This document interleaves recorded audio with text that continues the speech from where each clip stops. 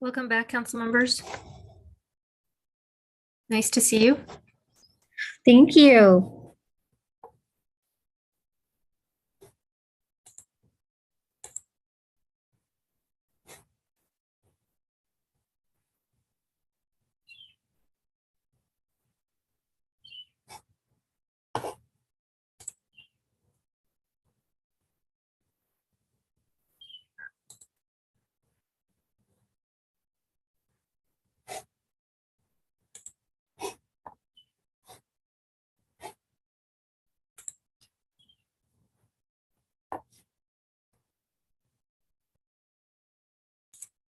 And for all our guests, it looks like we're going to wait until 7 o'clock. And at that point, our mayor will adjourn the special meeting and call the regular meeting to order.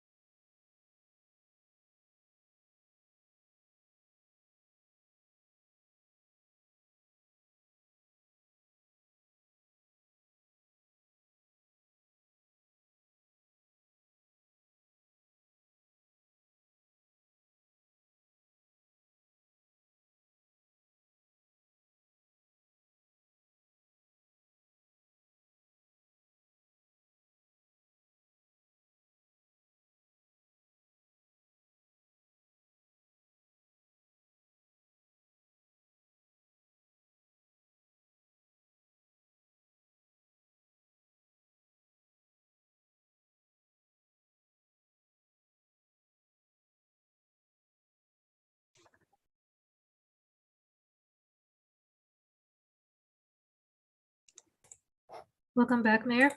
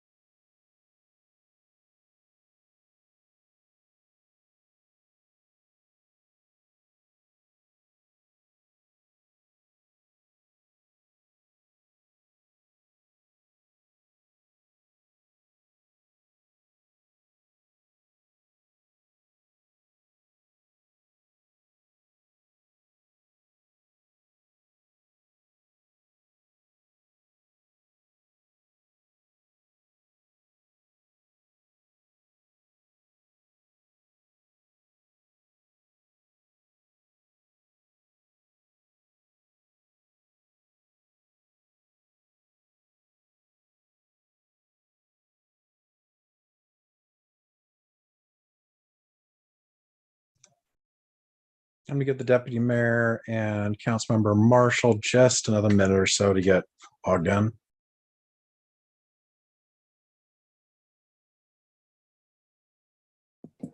Perfect timing.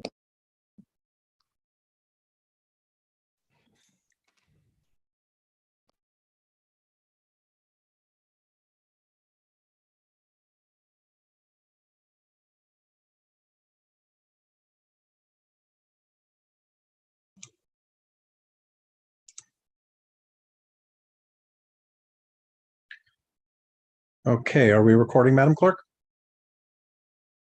All right. Yes. The city council is coming out of executive session, no actions being taken. Before we get to the flag salute, I'd like to make sure that the record reflects that Councilmember Shrebnick has joined us. And then next on the agenda is the flag salute. Please join me. I pledge allegiance to the flag of the United States of America and to the republic for which it stands, one nation, under God, indivisible, with liberty and justice for all. Next on the agenda is the agenda approval. Unless there is any objection, the agenda will stand approved as published. Seeing no objection, the agenda is approved. And then we have two proclamations today. Let me just bring this up. Our first one here is a proclamation about Child Abuse Prevention Month. So whereas all children deserve to grow up in a safe and nurturing environment to ensure they reach their full potential, and whereas our children are our most valuable resource and will shape the future of Kenmore, and whereas safe and healthy childhoods help produce confident and successful adults, and whereas child abuse and neglect are a serious problem affecting every segment of our community, and finding solutions requires input and action from everyone, and whereas protective factors are conditions that reduce or eliminate risk and promote the social, emotional, and developmental well-being of children. And whereas effective childhood abuse prevention activities succeed because of the partnerships created between child welfare professionals, education, health, community and faith-based organizations, businesses, law enforcement agencies, and families. And whereas communities must make every effort to promote programs and activities that create strong and thriving children and families. And whereas we acknowledge that we must work together as a community to increase awareness about child abuse and contribute to promote the social and emotional well-being of children and families in a safe, stable, and nurturing environment. And whereas prevention remains the best defense for our children and families.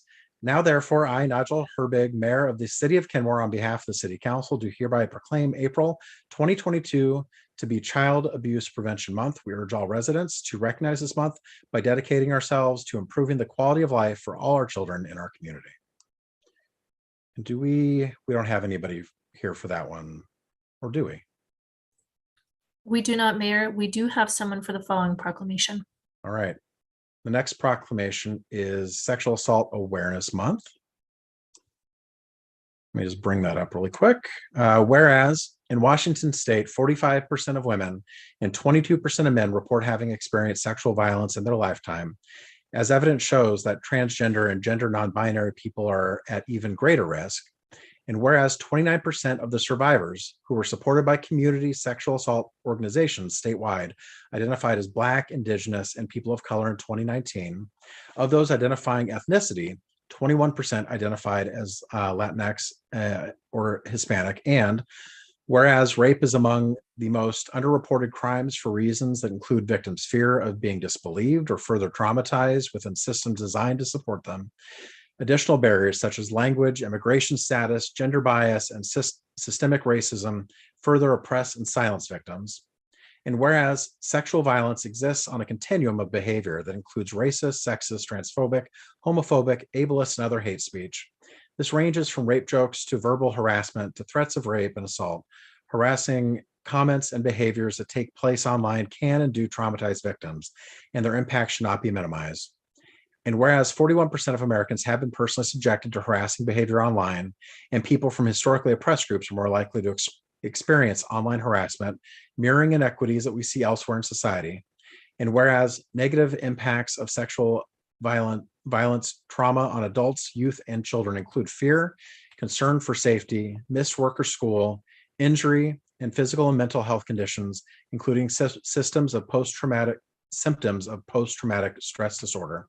And whereas working together as a community, we can alleviate the trauma of sexual violence by ensuring supportive resources are available to all survivors while standing up and actively disrupting harmful attitudes and behaviors that contribute to sexual violence. Now, therefore, I, Nigel Herbig, Mayor of Kenmore, on behalf of the City Council, join advocates and communities throughout King County in taking action to prevent sexual violence by standing with survivors and proclaiming April 2022 Sexual Assault Awareness Month.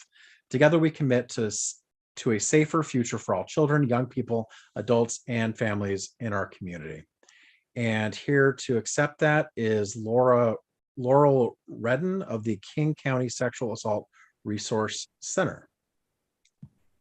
Good evening, and thank you so much. I appreciate and just want to first of all thank you all, Mayor Herbig, Deputy Mayor O'Kane, and all members of the council for being part of the solution to sexual violence. KSARC is a nonprofit that assists survivors and families here in Kenmore and in all communities throughout King County. We served all over 5,000 individuals in 2021, and that's a 23% increase over the number we supported just 5 years ago. Amid a pandemic, survivors and their families have faced even more complex challenges. So, for example, our clients who have legal cases pending had those legal cases dragged on to the point that advocates have been providing more safety planning, a lot more emotional support and case management to help survivors and their families remain engaged in their own cases. Almost half of our clients are under age 18, and I mention that because young people are the age group most at risk of sexual assault, and we certainly do appreciate the fact that you're also declaring April as Child Abuse Prevention Month as well. This is all very important and interconnected. Young people are the group most savvy about connecting with the world online. So this brings me to the topic of what we're talking about this month during Sexual Assault Awareness Month, which is building safer spaces online. If that theme sounds familiar, congratulations, you have a pretty good memory. This was last year's focus too. But as the pandemic went on and as we all began connecting online, we believe it's still relevant and necessary to make sure members of the community understand that real harm can start or it can actually take place entirely online. We've seen that, again, as more of us turn to devices and screens to do meetings like this, to work, to learn, young people to socialize and build connections, especially that abusive behavior has escalated. And whether that involves things like sharing of images without consent or Zoom bombing or other sorts of things that we hear about, young people are particularly vulnerable to this. We're encouraging parents and caregivers during this month to have conversations with the young people in their lives about things like healthy communications and relationships, and to take it seriously if they see or hear their child is experiencing abuse online. At KSARC, we always say we can't change what we can't talk about. And let me tell you, what you're doing here this evening is really important. By talking about sexual violence, you're actually sending an important message to survivors. You're telling them you're not alone, and you're saying your story matters. You can also send a terrific message that your community needs to know. It's that we can prevent sexual assault, but it takes everyone's involvement. We really appreciate, again, your leadership and your willingness to be loud about sexual assault.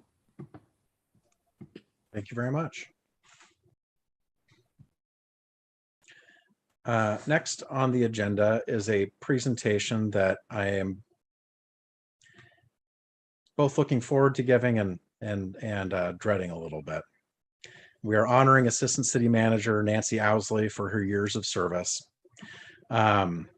Nancy's career in public service is really nothing short of remarkable, and we are very fortunate that she chose to serve in Kenmore for the last 15 years of her career. Prior to coming to Kenmore, Nancy made a difference in state and county government and also at the city of Seattle.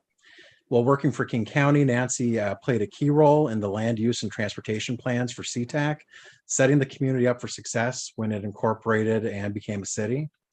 Also, while working for King County, Nancy led King County's discussions with cities to form the structure for decision-making on policies for Growth Management Act plans. And she also developed the public engagement process that went with developing those plans. While working in the mayor's executive department for the city of Seattle, Nancy managed many significant projects, including serving as the lead from the mayor's office on the Safeco Field project. She led complex and high-profile negotiations with the Seattle Mariners and the Public Facilities District on development conditions and game day costs, working closely with elected officials, community members, and the media. Nancy also served as the assistant director for the Washington State Department of Community, Trade, and Economic Development, now known as the Department of Commerce. While there, Nancy led the local government division and ran statewide programs, including growth management policy services, infrastructure, financing programs, and historic preservation. She also played a lead role in the governor's land use agenda and other statewide initiatives, which brings us finally to Kenmore. Nancy was hired by Kenmore's city manager, Steve Anderson, in June of 2017. She used her experience in land use, economic development, and intergovernmental collaboration to hit the ground running. Here's just some of what Nancy did for the city. She developed and implemented the city's first economic development strategy. She managed the City Hall construction project, achieving LEED Gold status and a statewide award for the building. She led the city's state and federal lobbying efforts, bringing in millions to the city for essential infrastructure projects. She served on the Regional Arch Board for affordable housing, as well as other regional boards and agencies. She leveraged the city's electric utility franchise agreement to persuade Puget Sound Energy to invest over $20 million here in the city's electric grid and dramatically improve power reliability here in Kenmore. And personally, I thank you for that because I haven't had to throw out my entire fridge for years now. She created and led the award-winning Kenmore Business Incubator Program, which has helped dozens of startups to get on their feet and find success. She organized the 5X Business Series and other business strategy classes, helping many local businesses succeed and improve their bottom line. She played a lead role in the development of Kenmore Village, the bullseye of our new downtown. She served as Kenmore's lead on coordinating Sound Transit's Bus Rapid Transit project and the accompanying transit-oriented development project. And she played a just critical role in the restoration of the historic St. Edward Seminary building, which resulted in the new lodge at St. Edward State Park. This is just a small list of everything that Nancy's done for the city. Her list of accomplishments is remarkable, and it's going to leave a lasting legacy here in Kenmore. What we value most about Nancy is the kind and generous person that she is. Nancy's formed lasting relationships with more people than we can count in the city. Nancy knows how to build partnerships, bring people together. Near and dear to Nancy's heart, in addition to her cats and her celebrity roses, which I've just learned are rose varieties named after celebrities, is historic preservation. For many years, Nancy has served on the board of directors for the Washington Trust for Historic Preservation, as well as the board for Lake Superior's Isle Royale Historic Preservation Organization. There are many stories and adventures from her historic preservation work, and she leaves a legacy there as well. Nancy, we're all grateful to you and really appreciate everything you've done for Kenmore. Thank you for giving your career to public service. We wish you all the best. And I want to hand over to our city manager, Mr. Kerr Lindsay. Yeah, thank you, Mayor. I've learned a ton from Nancy. She and I have been through a lot together, and she started in June 2007, and so her last day is going to be next week. So just about 15 years for the city of Kenmore. And Mayor, you mentioned she's good at get people together and forming good partnerships. And what she does is she takes those partnerships and she turns things into action. And that list you went over is just an example of how she brings people together and then makes things happen, real things happen for the city. So she's definitely propelled us upward on that trajectory that I always talk about. In some ways, small increments, and in some ways, some really big increments, like the lodge, for example. She has been a champion for local businesses. She's a household name among most of our businesses here in Kenmore. And the work she did on the incubator helped so many businesses get started and find success. She's also been a strong advocate for her coworkers. And she's an example of that professional communicator who really helps, maintain good, tight relationships in the city among employees and improving morale. I've seen her mentor many young professionals and take them under her wing. But I think last but not least, she's the role model of how an assistant city manager should be. I can totally trust her. She is my advisor, my confidant, and what's even just as important is I can leave town and I can feel comfortable. And Nancy's been acting city manager whenever I go on vacation. And what's funny is, like, crazy stuff happens when I go out of town. This is kind of a standing joke of like, okay, when I get back, what happened this time when I was gone? But I don't worry, because I know she'll handle it and she'll do a great job. And she's just also done an excellent job in communications with the public and community outreach and leading that effort too. She's, under her leadership, the volunteer program and events and everything have grown and blossomed. Just a few years ago, she won the statewide award for excellence among assistant city managers in the state, and that was a well-deserved award. But lastly, I just want to say, Nancy has just been a class act, and I've trusted her advice. She's really influenced the decisions I've made and the actions I've taken, and I'm just going to miss her, and happy that she's able to take this next chapter in her life. And we have something for you, Nancy. If we were in person, I would hand this to you, but we have kind of a cool plaque.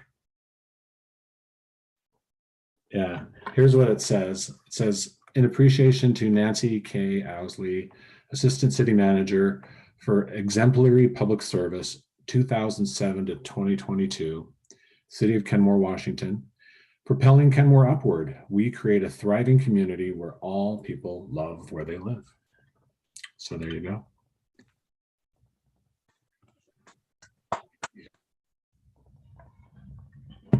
Nancy, would you like to say a few words?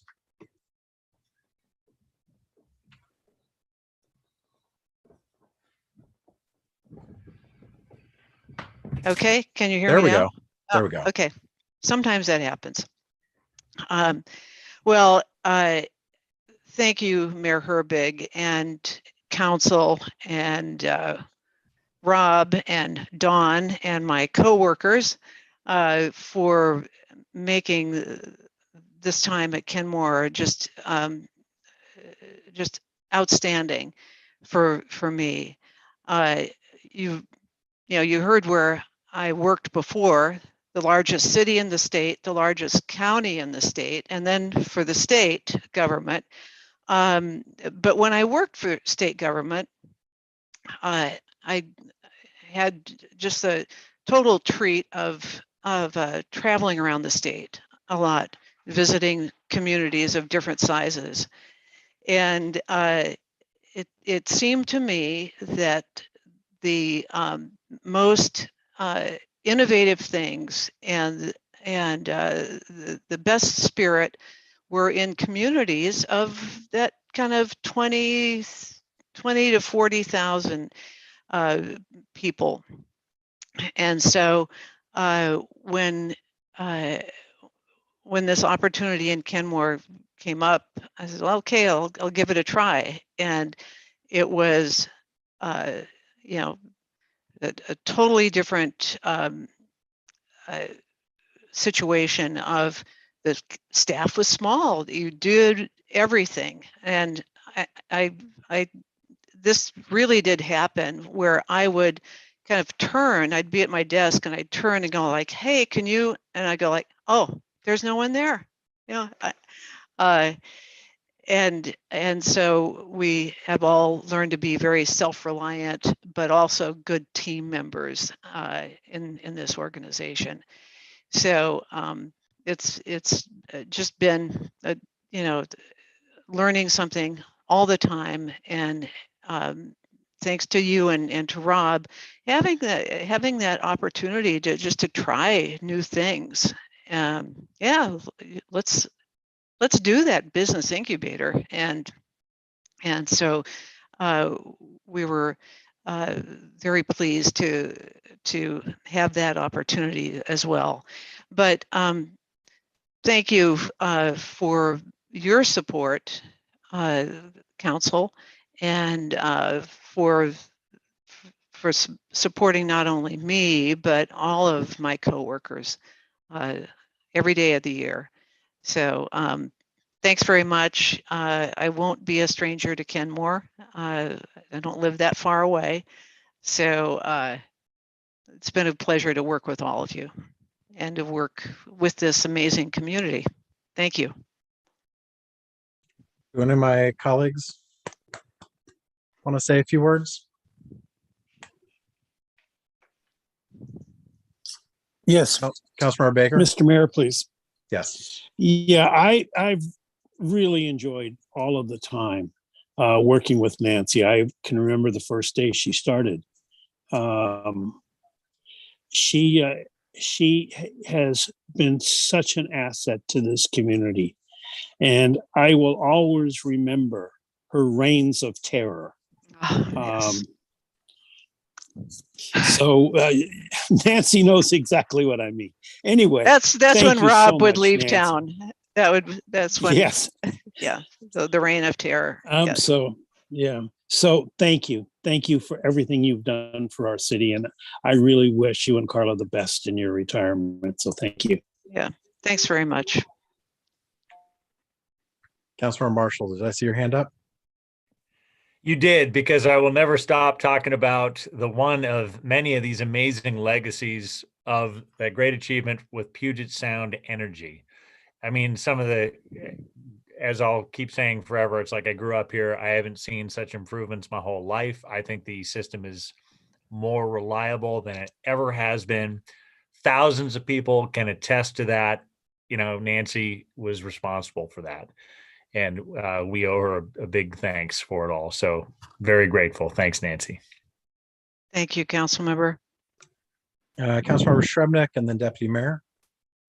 Just one quick comment. I just, thank you. And you leave quite a legacy. And importantly, I think you've probably touched every household and business in this community, whether you are really pleased that you have power when the storms hit, or whether you have a business and have been benefited by the economic development or the incubator, or whether you just love the lodge. The diversity of things that you've worked on, Nancy, have really touched everyone here. Thank you.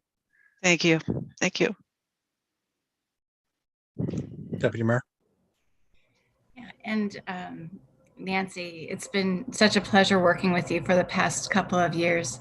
One thing that I wanted to share with you, I was organizing an event for our newest commissioners at the Port of Seattle last week.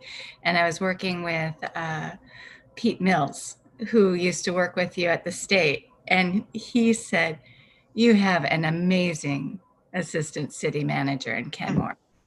He raved about you, and he said, you should have let her know I remember her. Oh, and that's great. Yeah, he just said you're just such a high caliber person to work with. And I want to share with you, so frequently when I'm at a meeting or an event, they'll say, you have an amazing assistant city manager. And they're talking about you, Nancy Ousley. You've really been a leader in your role and done such great work for Kenmore. It's amazing. And so I want to thank you for your service here, and also just your graciousness, ease to work with. That there's something about you make everything seem possible. Yeah, you're like, yeah, I can do that. And you make it happen. So thank you. Thank you. It's been a pleasure. Does anybody else want to say a few words? City Attorney. I'm so sorry. I don't want to interrupt. I just wanted to take this opportunity to echo Councilmember Marshall's words, because I was in those negotiations with Nancy, and I absolutely concur. Those franchise agreements would not have gotten done without her eloquence, her grace, but really her leadership, because there was a room stacked with people, the two attorneys butting heads, and she would turn it around and then do something just extremely positive for the city of Kenmore. And I just thought everyone should know that from, those working hours with her. Thank you for the opportunity to make these comments, Mr. Mayor. Thank you, Nancy. Of course. Thanks, Dawn. We were a good team. Well, Nancy, again, thank you so much for everything you've done. I really wish you all the best. Thank you. It's it truly has been my pleasure and honor to work with all of you and with my coworkers and for this community. It's just been a treat. Thank you. Thank you.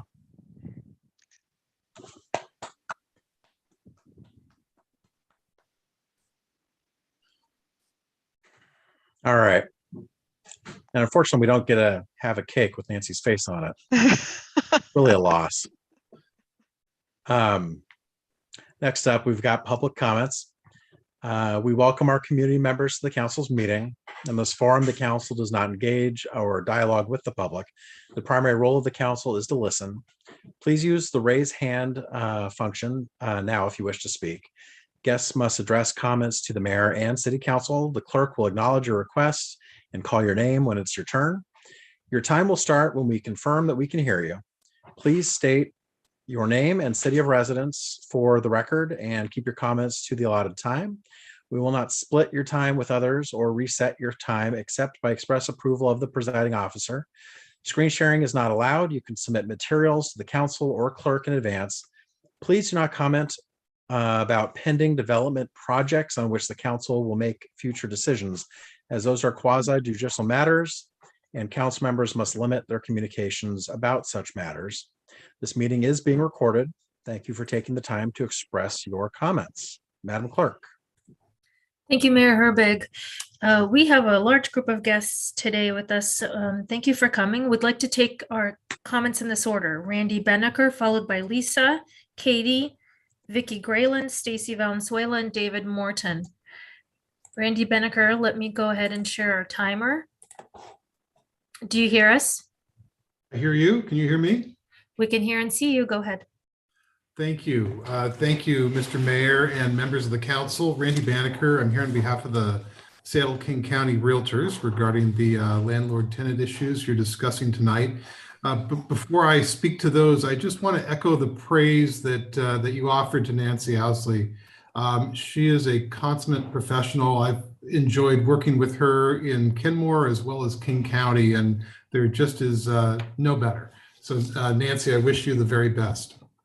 The Realtors' chief focus is expanding pathways to affordable, attainable market rate home ownership. And increasingly, we view rental arrangements as an important tool that enables first-time buyers to enter ownership and current owners to stay in their homes and build intergenerational wealth. While many view added restrictions on landlords as promoting greater housing affordability, we hear from members that the opposite is true. Added regulations place increased risks on the owner, and this forces owners to increase rents and/or tenant qualification criteria. For many owners, added regulations force them to consider whether they want to provide rental housing in the first place. A pre-pandemic Seattle rental housing study conducted by the University of Washington reported that about 40% of landlords have sold or plan to sell property in response to city ordinances governing the housing market, with long-term landlords and those managing large numbers of buildings especially likely to report they plan to sell. And I suspect that number has grown during the pandemic. The State Landlord Tenant Act was bolstered in the 2021 state legislative session, provides robust tenant protections, and irresponsible landlords are easily identified and dealt with. I have two requests for your consideration. One is that you establish a stakeholder process to determine the needs of landlords and tenants within Kenmore. This could do a lot to clarify genuine need for regulatory action versus the us-them politic that's often a major component of landlord-tenant issues. Additionally, I think it's worth contemplating the application of the new regulations, should you pursue them, to properties with 5 or more rental units. 5 is typically the split between residential and multifamily, and exclusion of less than 5 units would offer a safe harbor to mom and pop owners. Thank you very much. Good evening. Thank you, Randy Beneker. Lisa?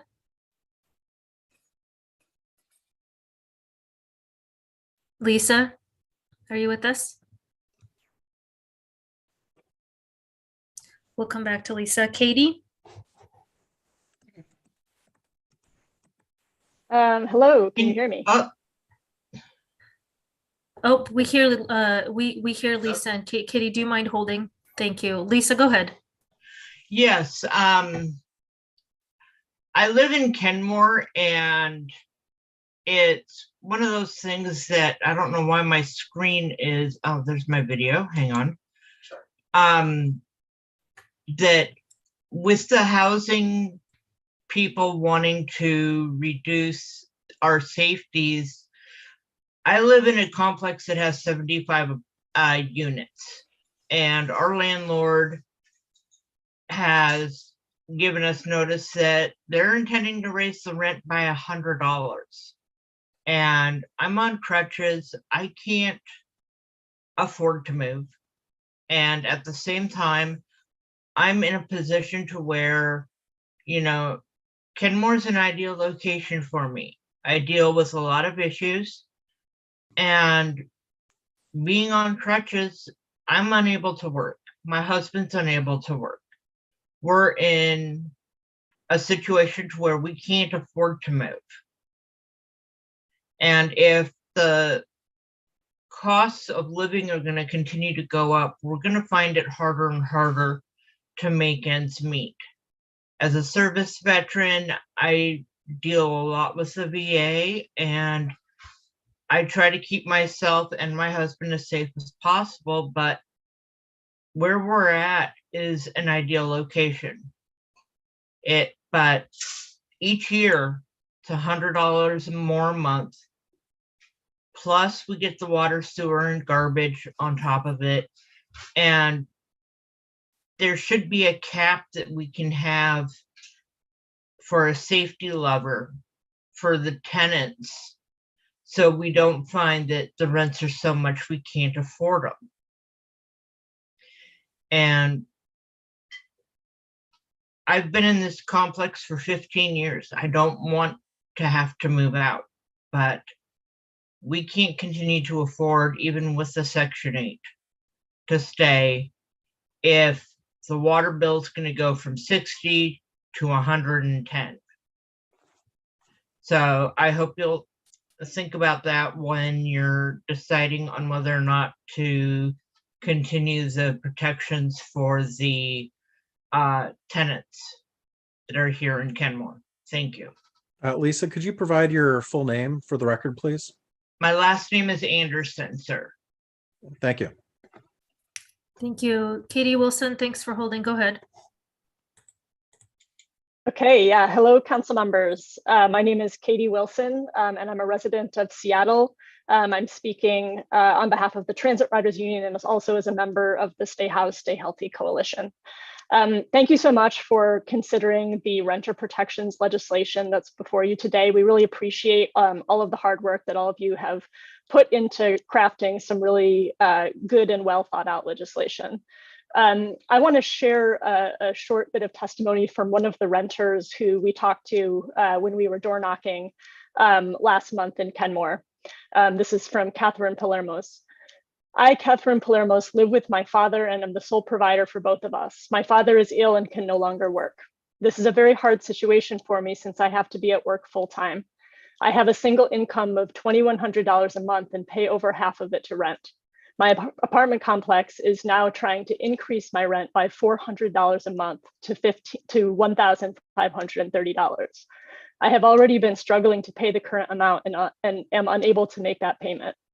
There have been times in which I am unfortunately late on rent and management charges me late fees of $50, as well as an additional $15 a month for parking. The apartment complex I live at has been renovating different units and charging the same price of $1,530.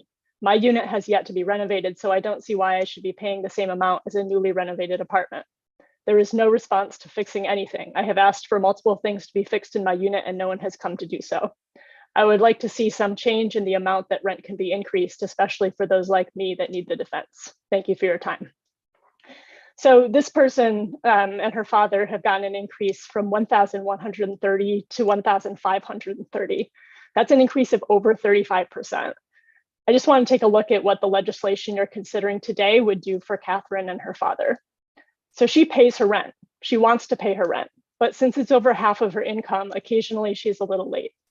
This legislation would limit her late fees to closer to $20 instead of the $50 she's getting charged now.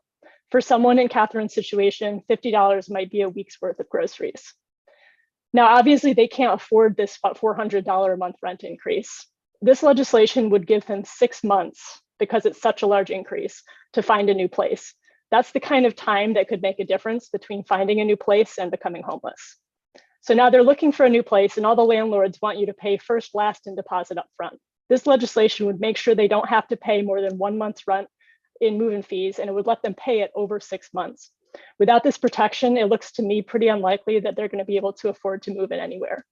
So this legislation does not solve all of their problems with what sounds like a pretty exploitative landlord. It doesn't fix the unresponsiveness for repairs. It doesn't fix the rent increase itself, but it's a start. It's a really good start. So these are simple common sense protections, and we ask you to pass them today without watering them down. Thank you so much. Thank you, Katie Wilson. Victoria,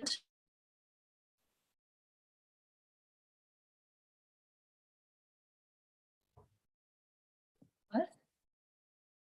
Victoria, can you hear us? Are you speaking to Stacy or me? I'm speaking to Victoria Grayland. Victoria Grayland, can you hear us? Oh, thank you. Good Go evening. ahead. Good evening, City Council.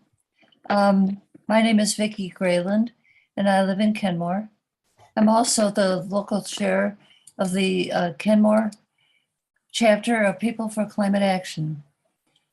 First, I'd like to add myself to the list of people thanking Nancy Ousley. She has always been very responsive to my questions when I have phoned City Hall. Congratulations on the proclamation about child abuse. I recently learned on Jon Stewart's new show that government investment in children has the highest return on investment, much better than bombs.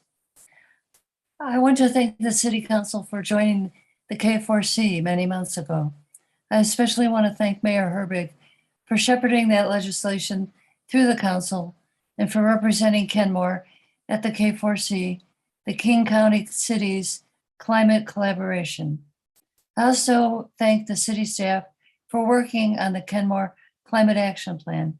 But I'd like to remind the city staff that the City Council in November of 2019 asked in a unanimous measure to get a true reading on the greenhouse gas emissions from the industrial zone.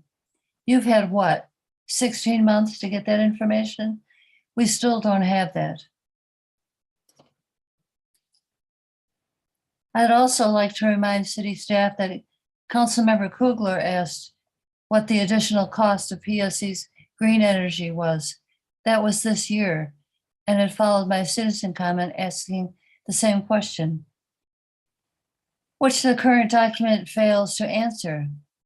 How did that happen? Well, I have this idea that PSC lobbyists asked for private meetings with the climate action staff, where they convinced the city staff to add their green energy option to our citizen action plan.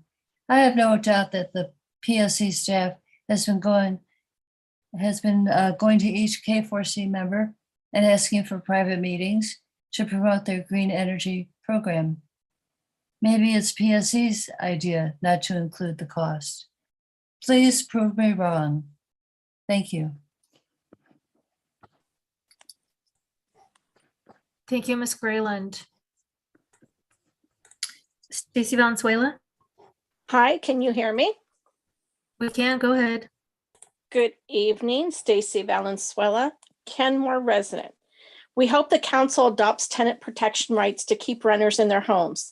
Thank you to the several local organizations that are supporting the need for tenant rights to be adopted quickly, as there is a huge need and backlog for services to help tenants to avoid homelessness.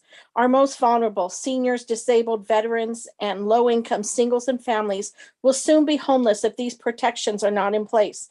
King County has programs for help. However, they are unable to keep up, or the application date has expired. So I'm glad to see the possible funding is allocated in the ARPA dollars. I do think we will see many additional tenants coming forward in need. I would also encourage at least $150K for mobile home repairs, as repairs cost easily are $5 to $15K per unit. It is also important to offer senior and small landlords assistance and incentive programs to work to keep our residents sheltered. Please add in the future details that prevents landlords from requiring only electronic payments or direct banking for tenants as well. In regards to affordable housing, we desperately need more low and extremely low affordable housing. We look to you, the council, to direct the city staff to follow the needs and concerns of our community and take action. Only approve permits from developers that, per ordinance 220543, build 25% of the lower affordable housing units in our TOD. Apply for grants and work with other organizations to make your first priority happen. We look forward to further environmental and air quality protections and improvements in Kenmore. And we hope that you will make the best climate action plan and also help with the PSCAA permit that they are hold to the standards, as well as more with preventing the use and storage of any of the cutback asphalt binder, as well as testing is widened up to 68th to 202nd Avenue, and that it is done by PSCAA inspectors, not the owner or operators. Thank you very much. Thank you, Ms. Valenzuela. David Morton, followed by Monique Gallant, Tran Larson, and Eric Campbell. And if you'd like to speak, please raise your hand now. Mr. Morton? Thank you, Matt. Thank you, Madam Clerk. And good evening, council members. I'm David Morton. I live near Redmond. The proposed order of approval that PSCAA has drafted for Cadman's Notice of Construction number 11861 is a huge step forward in getting cleaner air for people downwind of the asphalt plant in Kenmore. Condition number 3 of the order says this asphalt facility is subject to the federal standards of performance for asphalt concrete plants. This means that upon issuance of the order, the Cadman asphalt plant in Kenmore will no longer be grandfathered to the absence of standards that existed before June 1973. The plant will have to comply with the standards that apply to modern asphalt plants. I'm in favor of this issuance of this order. Still, it appears to have some loopholes. Condition number 20 of the order prohibits Cadman's asphalt plant in Kenmore from storing cutback asphalt in its asphalt cement storage tanks. This is supposed to stop the facility from using cutback asphalt to make hot mix asphalt. Halting the plant's use of cutback asphalt would reduce VOC emissions from the plant by at least 80%. However, the plant may have other ways to introduce cutback asphalt into its pug mill mixer, such as from another storage tank. If the plant manages to make hot mix asphalt without using its stores of asphalt cement, that should raise a flag of concern. When the plant adds cutback asphalt to the hot aggregate in the pug mill mixer, large amounts of kerosene vapors are evaporated into the air, causing the stench and ill health effects experienced by many people. The order requires testing of air pollutants, including VOCs, but as written, the order does not say whether the plant's emissions are to be tested for VOCs while asphalt cement is added to the hot running pug mill mixer. Measurement of VOC emissions should be done under the normal operating conditions of the plant, while asphalt cement is added to the hot pug mill mixer. VOC emissions from hot mix asphalt plants are known to contain hazardous air pollutants, or HAPs, such as benzene, ethylbenzene, naphthalene, toluene, xylenes, plus a broad class of compounds called polycyclic organic matter that includes polycyclic aromatic hydrocarbons, or PAHs. The VOC testing is intended to ensure that unsafe levels of VOCs are not emitted. Please support the issuance of this order. Thank you. Thank you, Mr. Morton. Monique Gallant. Hi, can you hear me? We can go ahead. All right, great.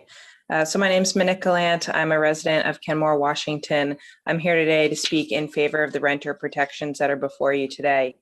I think specifically the timeframes that would be set on the notifications for the rent increases are extremely important. If your rent's going up 10% or 30%, like we heard about earlier for that resident, it's extremely important that we give residents enough time to figure out, okay, can I come up with a few $1,000s to stay in my home, or no, I need to move? That's going to take time. Then you have to find a place. Where are you actually going to go? Can I commute to work? Can I get my kids to school? Is all that going to work? And then you actually have to conduct the move. And on that point, I worked in the moving and storage industry for 8 years. We were, as our company, booked out typically a month to 2 months in advance. And that's if you can afford to hire a professional moving company. For people that are moving as a result, they probably can't. They have to do it themselves. So really, this would give people time to actually work out how they're going to do that and also reduce the stress. Moving is a top 5 stressful life event. It's up there with death, divorce, marriage, birth of a child. Let's not make it worse. Let's not make people do that with weeks' notice. In regards to capping the fees, move-in fees, that's another critical point to pass. Not capping those only puts people further in debt, especially those late fees. In terms of borrowing the Social Security number requirement, everybody deserves a roof over their head, point blank. At the end of the day, all of these are common sense renters protections. Please, I urge you to pass these renters protections as is, and then don't stop there. Go further. There's plenty more to be done to keep people housed, keep people safe, and make sure that people do not become homeless in our area. Thank you very much for your time. Thank you, Ms. Gallant. Tran Larson, followed by Eric Campbell, Elizabeth Mooney, John Hendrickson, and John Culver. Tran Larson. Good evening. My name is Tran Larson, and I'm the Community Engagement Manager at the Housing Justice Project. We provide free legal aid to low-income renters facing eviction in King County. Much like the rest of the county, Kenmore is becoming increasingly unaffordable for its residents. Currently, there is no state regulation on how much landlords can charge for move-in costs, for late fees, or to raise their rents by. It's a normal occurrence for tenants to come up with over $5,000 for move-in costs or end up with a few $100s in late fees because of a missed paycheck, or suddenly finding themselves with a rent increase they can't afford, but only have 60 days to move or face eviction. In a country where the average person doesn't have an extra $600 in their bank account as a safety net, how do we expect folks to navigate this? As council discusses a Juneteenth resolution tonight, I want to note that housing is a racial justice issue that largely impacts Black folks, who make up less than 7% of the county's population, yet were represented in 34% of all evictions filed in 2019. Black and other communities of color have also reported higher rent increases than their white counterparts. As we shared last week, landlords who have been reimbursed in full after the tenant fell behind during the pandemic look to immediately raise rents so they could evict those tenants upon getting paid. This has been about revenge, and those that are being targeted are BIPOC and low-income folks. The protections in this ordinance aren't new. Other jurisdictions have adopted it and more, and there are still rentals on the market. Kenmore renters deserve to be protected like their neighbors in unincorporated areas. So on behalf of HJP, I want to thank this council for their commitment to protecting the most marginalized renters, and we encourage this council to adopt the ordinance in its entirety without exemptions for small landlords, because tenants should not be less protected based on who decided to give them a chance. Thank you. Thank you so much. Eric Campbell.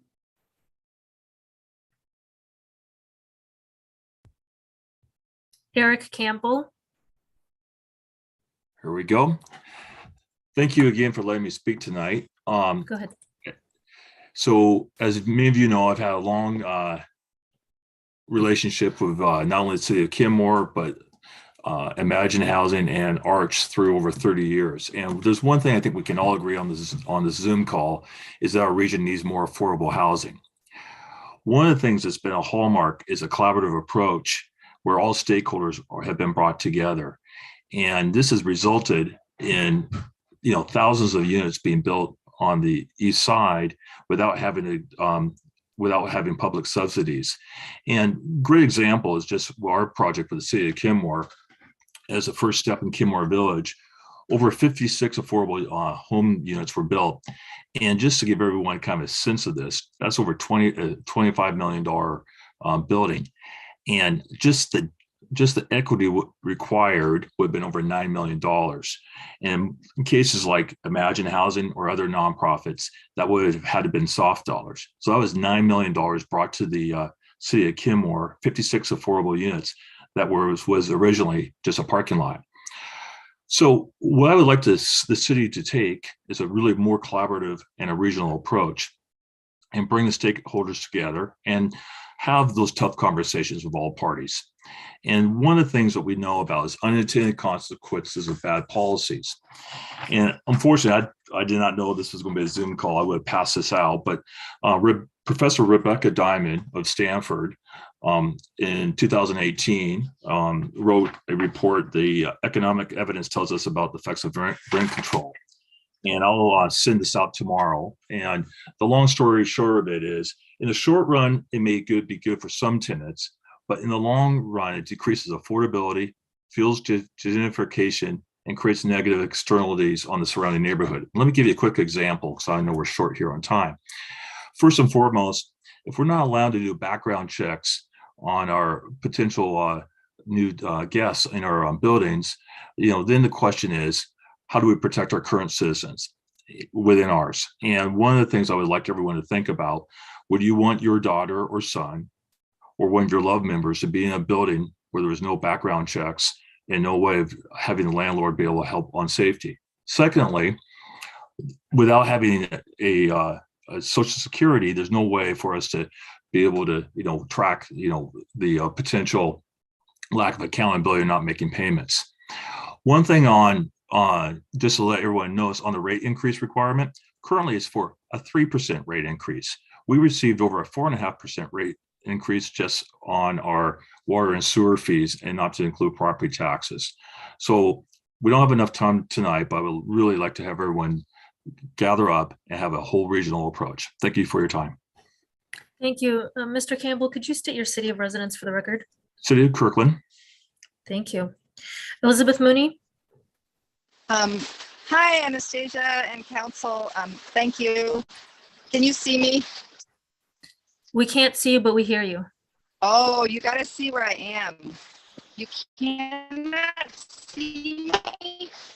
Oh. No, and you sound patchy. That's bad. Oh, Okay, well, I will walk away from this stream, and I see that my time is starting. Is that a little bit better, Anastasia? Well, we still hear you, but I don't see you. Oh, Is that now I see you. okay? Oh, great. Okay, so where I am is I'm out on a Elizabeth Mooney, City of Kenmore resident and president of PERC, People for Environmentally Responsible Kenmore. So I'm out in Issaquah on a small tributary. Am I still coming in okay, Anastasia? Yes, we hear you. Great.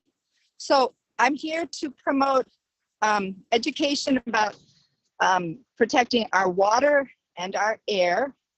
I want to thank the city for offering us to be a part of a meeting on Thursday at 10 a.m. with Cascadia, and all are welcome if you want to contact us, city, to learn about the draft permit for the Cadman Air asphalt plant. But right now, I just want to promote that PERC is going to be working with these good folks in the fall, hopefully, on another Stream Fest, and that we are right here on a kokanee project. And my hope is that I can help with the rest of the community to learn about how we in Kenmore can promote these wonderful kokanee education projects with citizen science. What they're doing here is finding success, and PERC is working with the UW professor and Trout Unlimited, but the UW professor Jeff Jensen on restoration of our salmonids, including potentially kokanee in our small tributaries in Kenmore. So I want you to get all excited and look forward to doing fun things that promote clean air, clean water, and the health of our people. Over here, if you can see, is Lewis Creek. Does that show up, Anastasia? Hardly.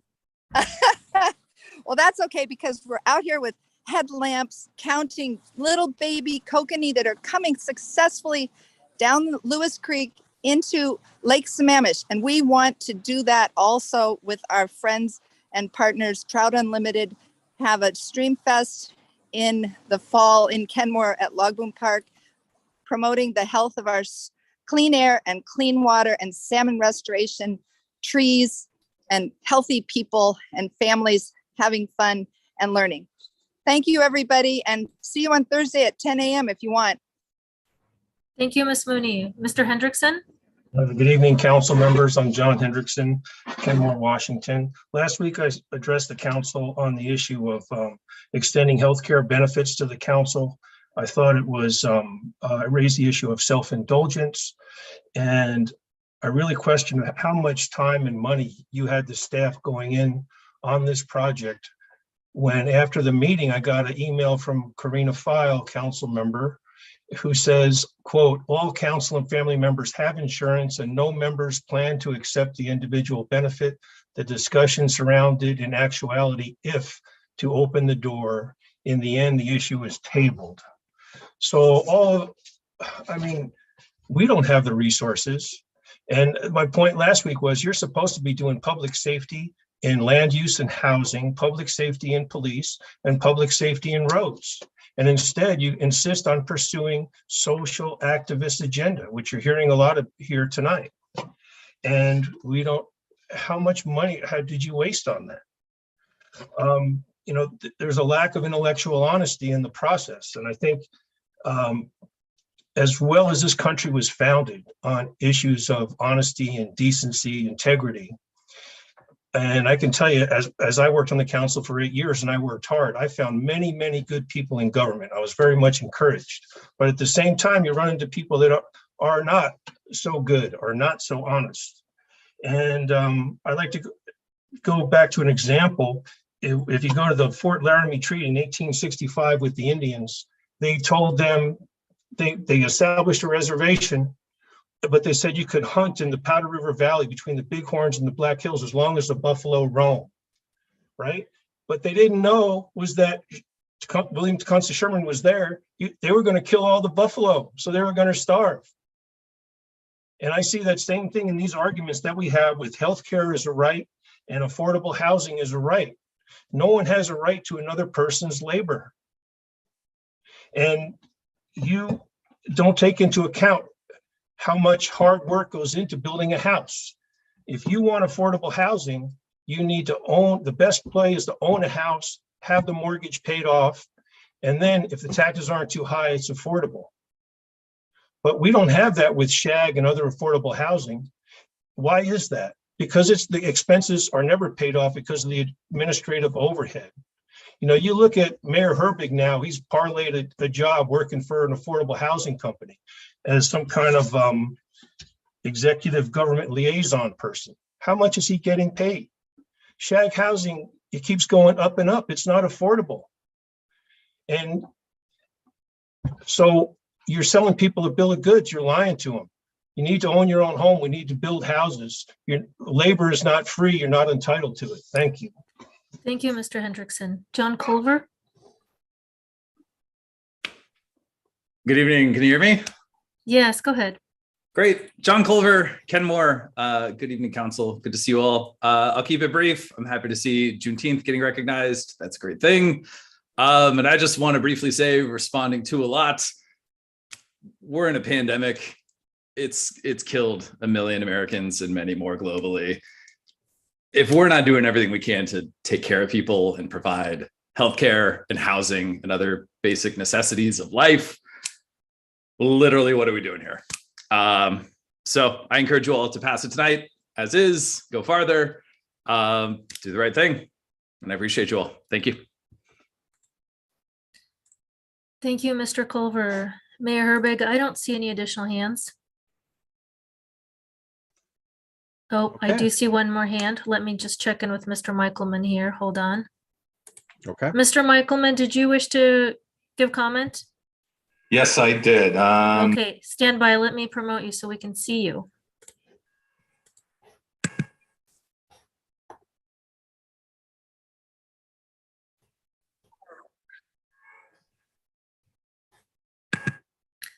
Can you, oh, we see you in here. You go ahead. Okay, so I was wondering, I had my hand up all the time, so I don't know what was going on there. Carl Michaelman, residents of Briar and owning property in Kenmore. You know, it's ironic, John Hendrickson got an email from Karina File, and so did I. And it pretty much said the same thing.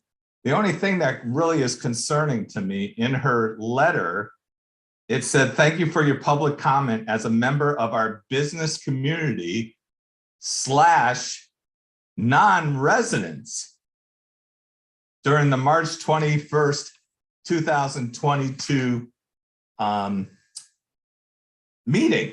And yeah, we talked about insurance and how $100,000 is not affordable, but really is what's frustrating for Karina to say I'm a non-resident, like I don't have anything to say. She would never say that to Todd Banks at Kenmore Air, nor she would say that to Don Swanson, or she would never say that to Chip Davidson of the Marina. Let's just be sure here that I pay taxes just like everybody else who lives in the city of Kenmore, and I employ people. And my employees put money in your city pockets when they go shopping. So for coming to me and saying I'm a non-resident, where's that coming from?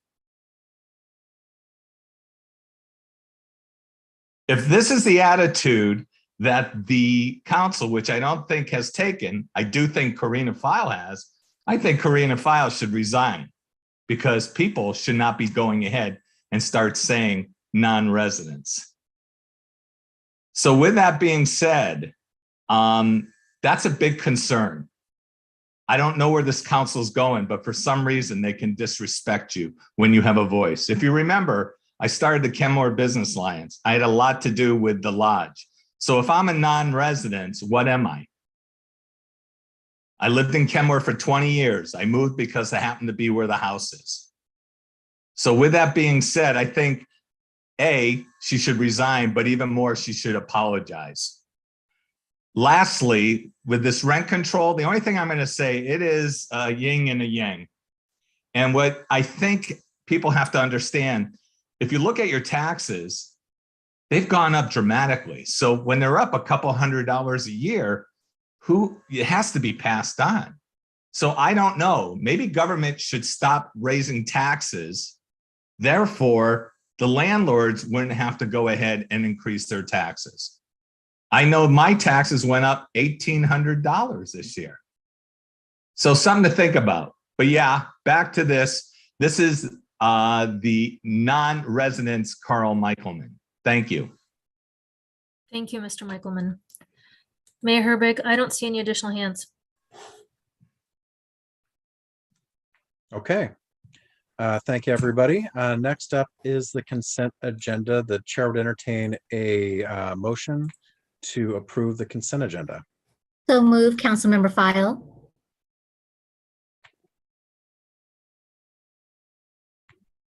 Second. Okay, we have a motion and a second. Any discussion? Seeing no discussion, would the clerk please take the roll? Okay, did you want to do a formal roll for the consent or unanimous Actually, consent? you're right. You're right. All those in favor say aye. Aye. Aye. Aye. The consent agenda passes unanimously. Next up is the business agenda. Kenmore Transit Oriented Development Concurrence Memorandum with King County Metro Transit Department and Central Puget Sound Transit Agency, Sound Transit, presented by Assistant City Manager Nancy Ousley and guests. Good evening, Mayor and Council. I'm joined tonight by Sarah Lovell of King County Metro and Juan Coliff of Sound Transit. We have before you a memorandum of concurrence between the three agencies on transit-oriented development by the Park and Ride area at 73rd, northeast quadrant of 73rd and 522. It's, as you know, an area that we have been looking at for the last several years together. And in the recent year or two, the three agencies have been working together more closely on what are the possibilities for future development, not only on publicly owned land, but on privately owned land, such as the St. Vincent de Paul. A new letter of concurrence has been developed, and while this could be considered an administrative action, we wanted to bring the council up to speed on the work that has been going on, and to get your concurrence with the city manager signing this letter of concurrence. So with that, I like to welcome Sarah and Juan, and I understand there's a PowerPoint presentation to go through, and happy to answer your questions. Thank you so much, Nancy. Good evening, Mayor Herbig and members of the council. Thank you so much for letting us chat with you for a little bit about the letter of concurrence. I'm going to try to share my screen, so everybody hold your breath or possibly cross your fingers, and we'll see how this goes. Does everyone see my screen? Let's hope. Yes. Oh, fantastic. That's great. Okay. So to go back. Sarah, you might want to switch your display settings. Oh. We see your notes slide. Oh, you do? Go up to the display settings and swap it. Thank you. This No is problem. great. Let's see. Yeah. This one. That one? Do you guys see the right thing? Yep. Oh, good. Okay, thank you. I love that. Thank you. Thank you for the advice. I appreciate it. All right, so I'm here tonight to talk a little bit about the letter of concurrence that Nancy mentioned. And I would be remiss if I didn't take just a minute to jump on board the thanking of Nancy for all of her hard work, because without her, I don't think we would be here. She really has been a champion for this project and has been wonderful to work with, has just been consistently pushing us along to continue to make progress. And it's been super supportive of all the twists and turns this project has taken. And so really, I can't think of a better partnership than the one that we have right now on this project. And so that's one of the main reasons we wanted to also come talk to you about this project, because importantly, the members of or the parties of the letter of concurrence are all really invested in seeing a fantastic outcome here in Kenmore and really believe in this project. And so with that, we will see if I can move forward. So to give everybody a little bit of project history, and I know folks have probably heard this, so I'll be quick. But Sound Transit hosted a series of workshops in 2019 to help inform the form and the function and placement of the parking garage that was going to be delivered as a part of ST3, the SR 522 BRT project.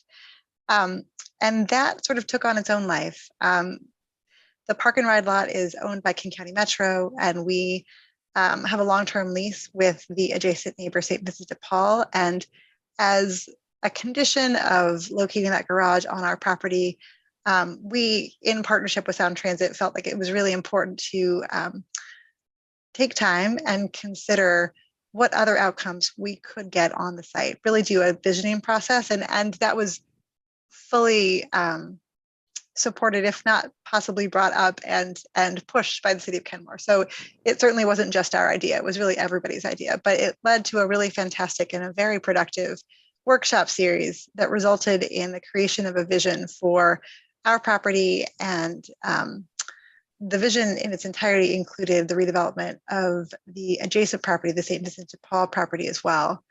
And it depicted an integrated mobility hub where the parking functions and the active transit bays and layover functions and all of that were stacked. And I think it's fair to say that we are all very excited by that vision. And it also had a very significant transit-oriented development outcome.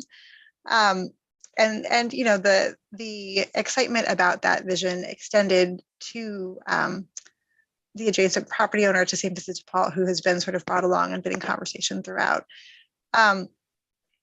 But then COVID happened, and the original idea for how that project might be delivered as a part of the ST3 project had to change. And so in 2020, we all, rolled our sleeves up and thought hard about what other ways we could get a fantastic outcome here at Kenmore.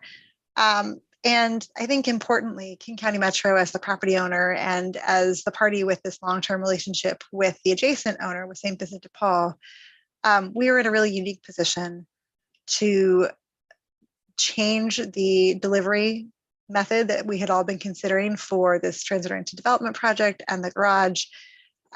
We had additional flexibility and really an avenue to do something a little bit different than what was originally conceived. And so we began working hard to think about how COVID and the financial difficulties and all that came along with it could actually benefit this project. And I think the fact that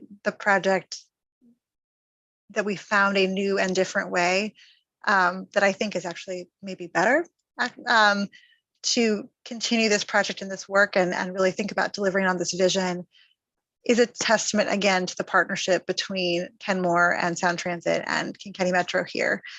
And then in 2021, we came to this council and we discussed some of the issues facing the original plan for delivery. And we talked a little bit at that time about how we thought that we would like to enter into some kind of a partnering agreement. And this letter of concurrence that we're ready to sign tonight is the framework.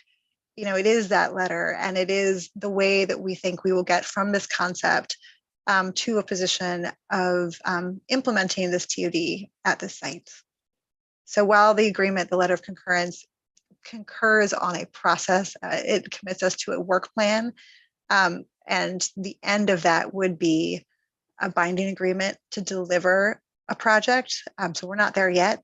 This is a really important step, and it certainly shows a commitment to working out the issues that are involved in bringing this concept, one that everybody is very supportive of, to a place where we can actually go to market and hopefully find someone to build us something great. So just as a refresher, the left, if you're seeing, although it could be the mirror, is what's existing on the park and ride now. So King County currently has 7 layover spaces and 627 stalls of surface parking.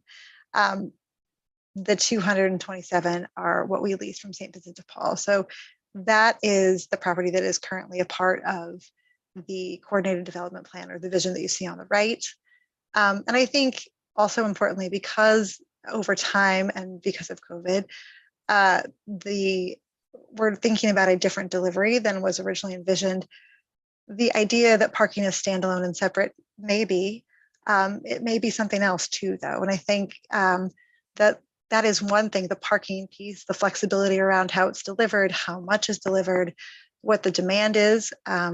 Once we get to a place where we might be ready to deliver it, are all things that we will continue to work on in the coming months as we get ready to try to get to a place where we have an offering. And so the letter of concurrence details 3 parties to the letter. So City of Kenmore, Sound Transit, and Metro. And in this letter, it does give King County Metro the lead position in terms of being the convener, and we'll get into it in a little bit, but basically puts us in the driver's seat as the property owner and the one maintaining the relationship with the adjacent property. And it does give us quite a bit of work between here and there to get ready for a future offering. So it defines roles and responsibilities of the party, it defines a work plan and a timeline.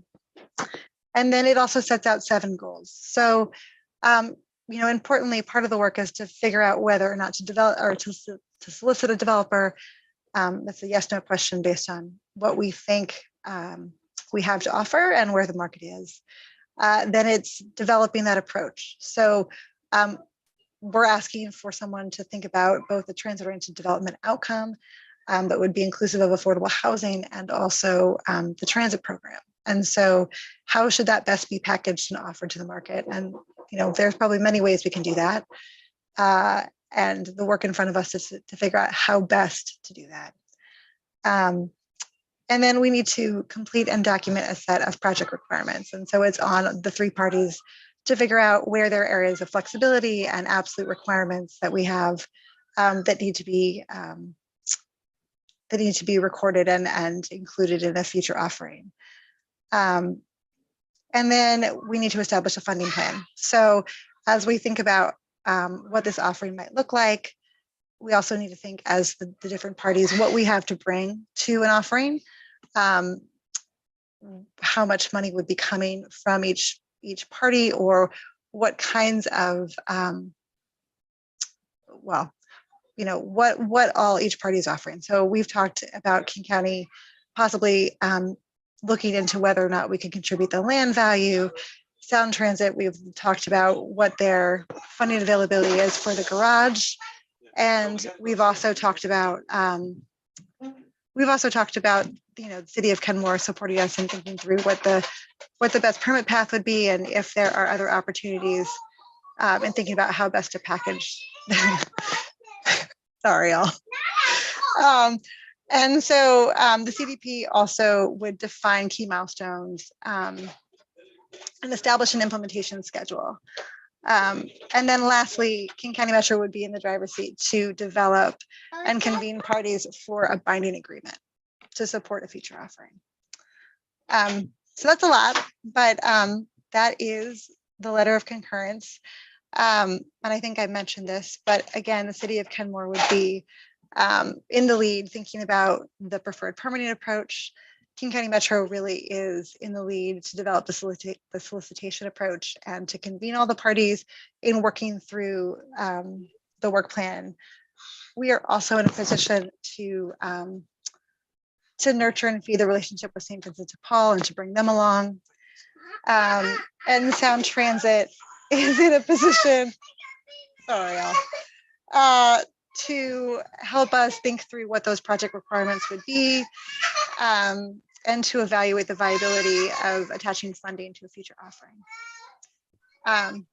So in keeping with their realignment.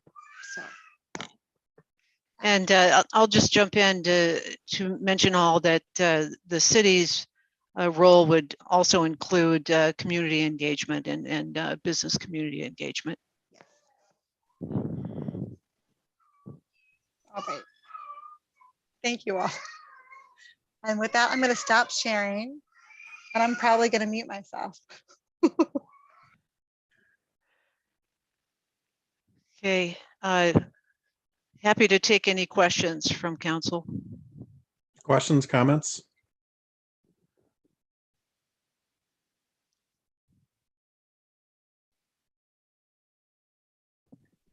I got Mr. it. City Manager, I think we just lost our clerk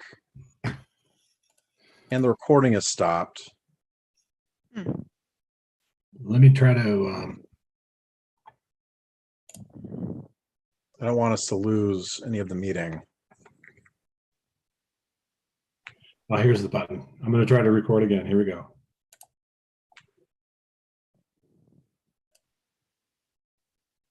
Okay. Okay. Do I have any questions or comments?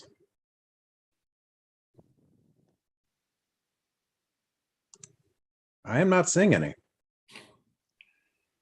Well, I want to thank all of you for coming and presenting. I think this is an exciting opportunity. Appreciate the collaboration between all the governments. It's always nice to see people playing together well.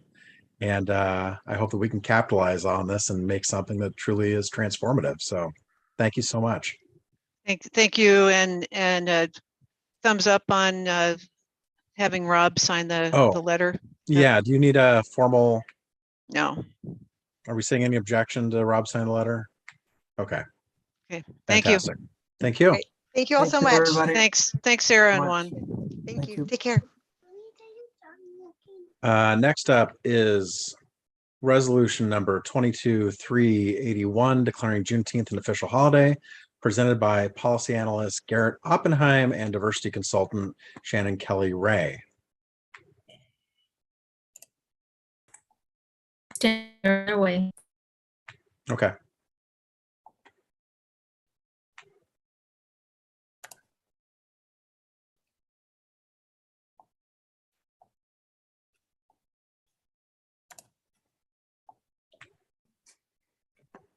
Thank you so much.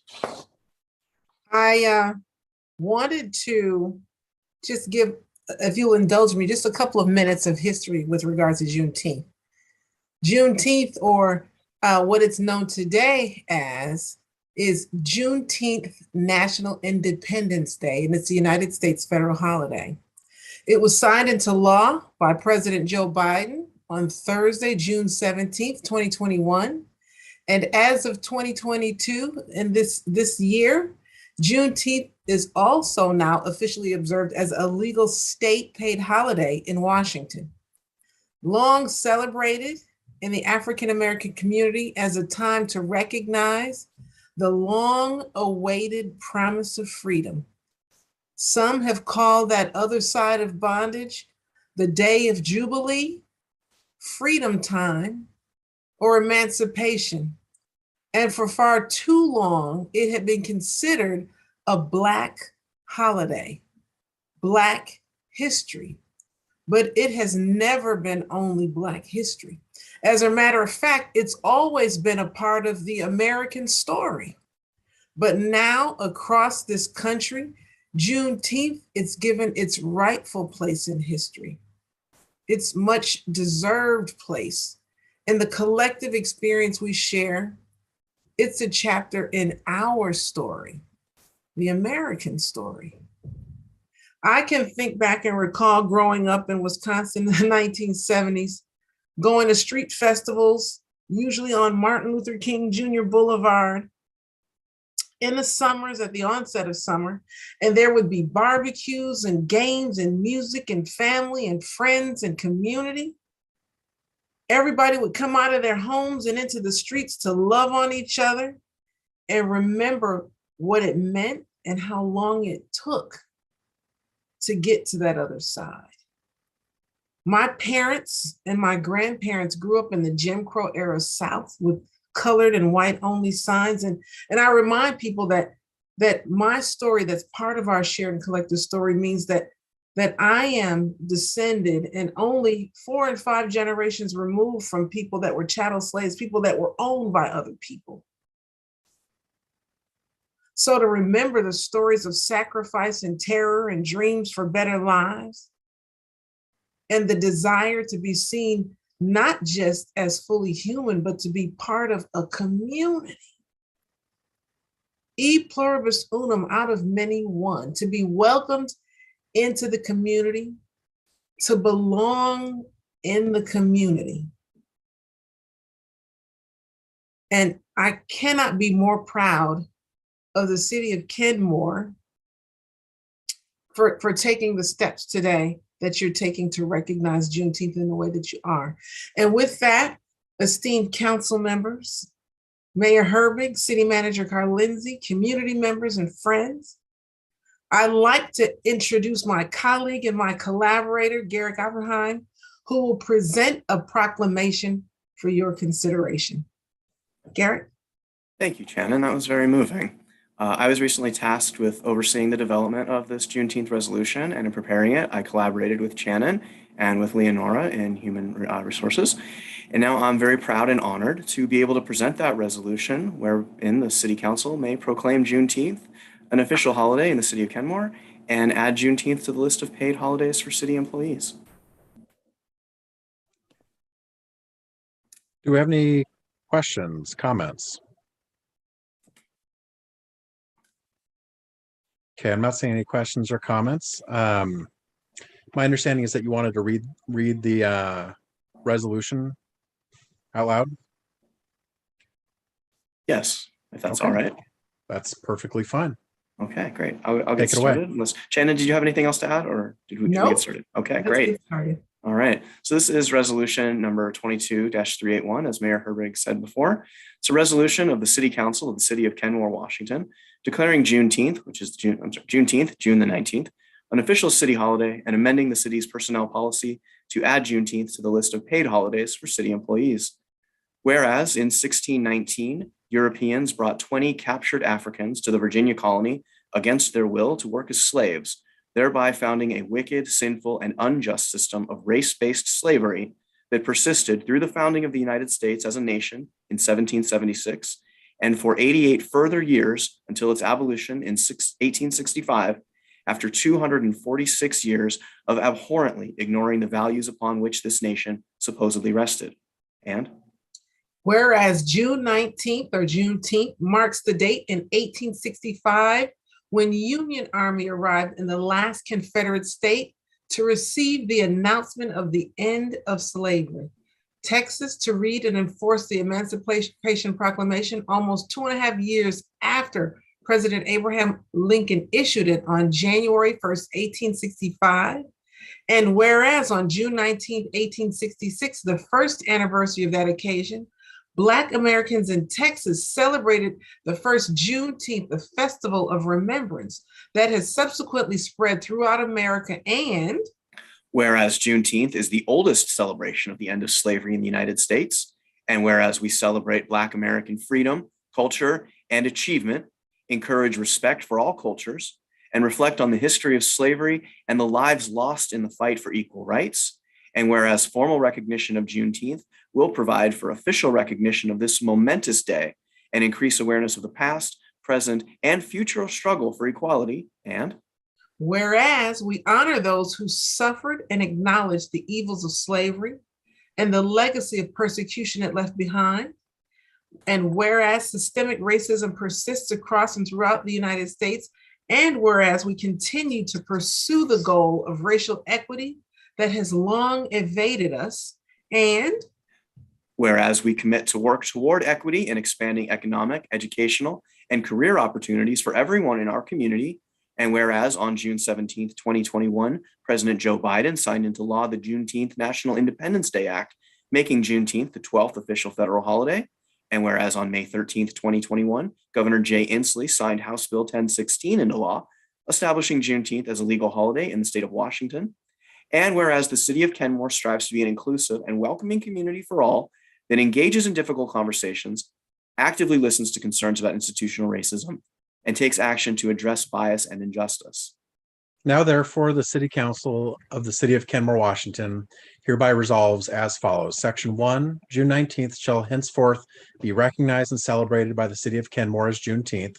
Section 2, Section 6.10.1 in the personnel policy shall be amended as indicated in Exhibit A to include Juneteenth as a holiday officially recognized by the city.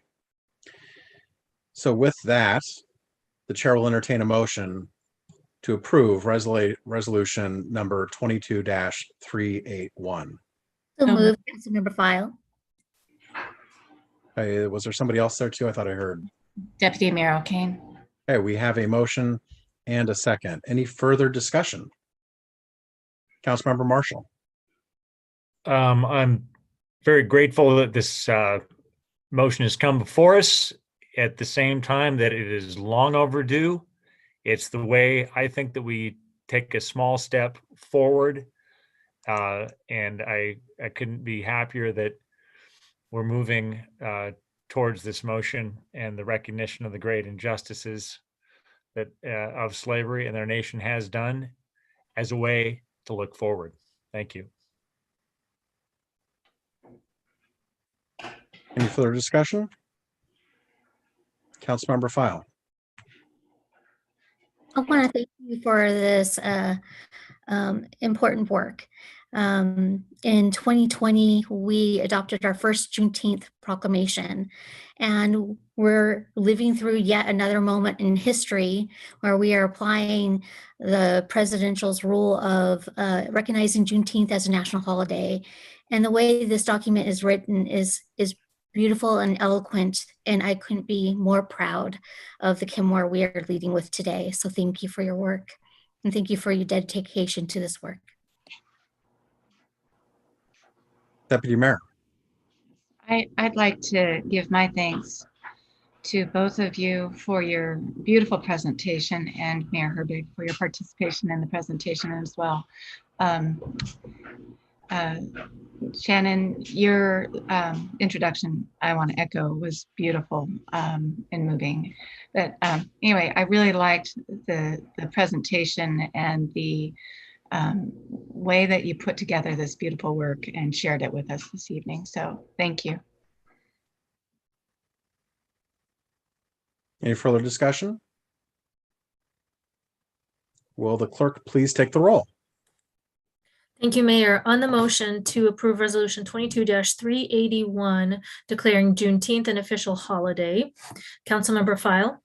Yes. Mayor Herbig? Yes. Councilmember Kugler? Yes. Councilmember Shrubnik? Yes. Deputy Mayor O'Kane? Yes. Councilmember Marshall? Yes. Councilmember Baker? Yes. The motion passes unanimously. Thank you very much. Next on the agenda, comprehensive plan amendment status update presented by Community Development Director Debbie Bent and Principal Planner Lori Anderson.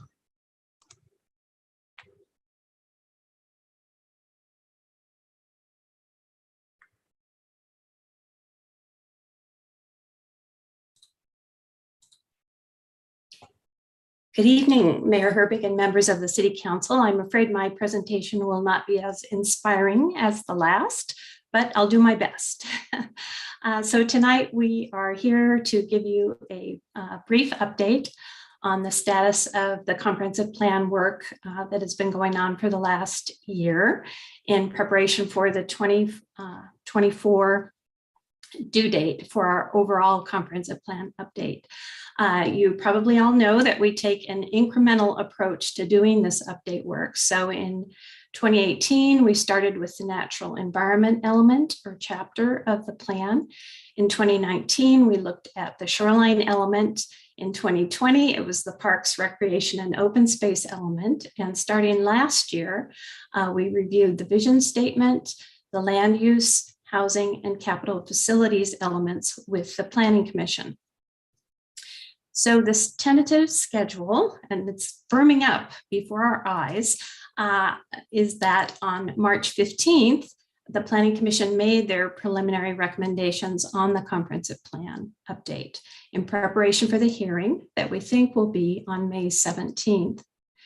In April, they're going to be spending the month reviewing missing middle housing code amendments. and the zoning map change for the Public Works facility. They've already reviewed that and endorsed it, but the missing middle housing zoning code amendments will be new. Preliminarily, the direction on missing middle housing from the Planning Commission is to allow duplexes and triplexes within a quarter mile of the city's two major transit routes in the R6 residential zone. And staff has been working with Opticos Design.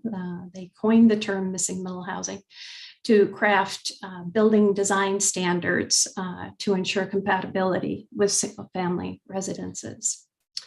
So in April, staff is going to really be focused on community outreach, and we're making a special effort for those who use Spanish. Then again, if the schedule holds, May 17th will be the public hearing, after which the Planning Commission will make their final recommendations, and we anticipate that those will come before the City Council in June. So in the meantime, the transportation element work has started, and later in the year, the climate change element, public services, utilities, and economic development elements will be updated for adoption next year. So initially, the amendments related to the transit-oriented development district were going to be part of this package for this May 17th public hearing.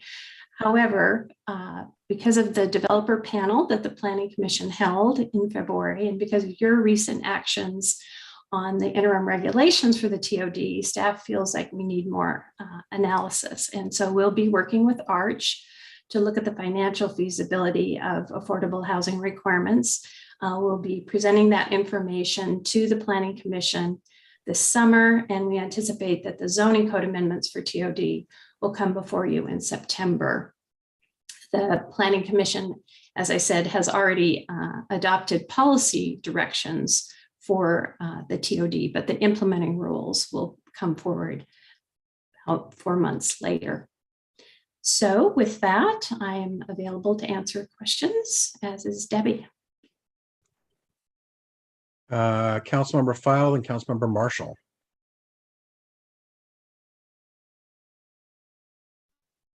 Thank you. You know, I really appreciate all the hard work and dedication of our Planning Commission. They've worked, many hours to bring a lot of beautiful details to us and next steps.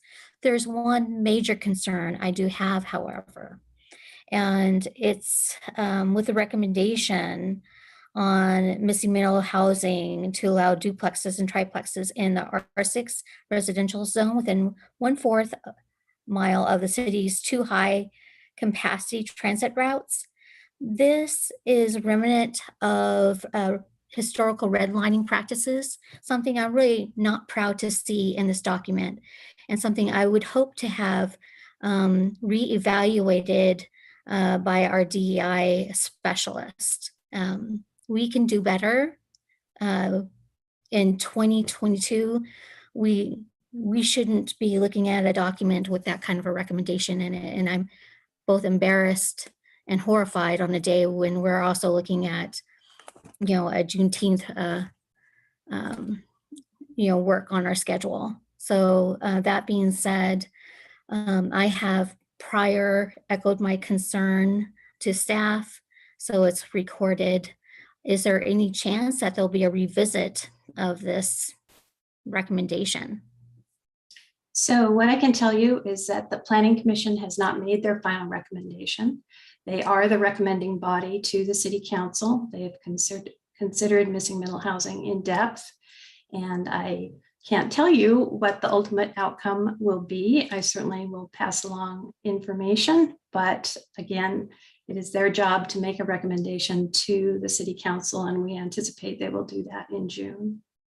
I do appreciate that. And I want to also acknowledge the fact that I observed on several occasions that both Ms. Anderson and Ms. Bent tried to direct the commission in a healthier pathway. And I acknowledge that work, and I want to thank you both for it.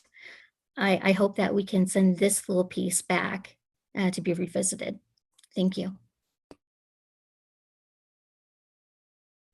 I need to add to that if I can, Your Honor, to help answer Councilmember File's question. Is that all right?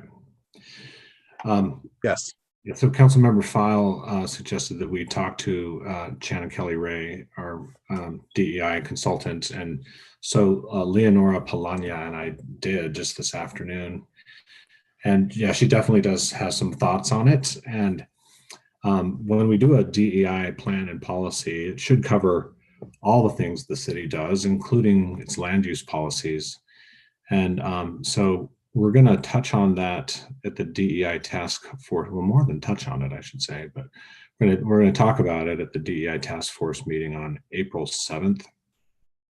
And including letting them know where the planning commission is at on this issue. So yeah, I'm glad we chatted with Shannon. She definitely has some thoughts on this, and we'll hear from her at the DEI task force meeting and also maybe at another meeting as well. Okay, Councilmember Marshall and then Councilmember Shrubnik. Just briefly, I want to thank Councilmember File for that observation.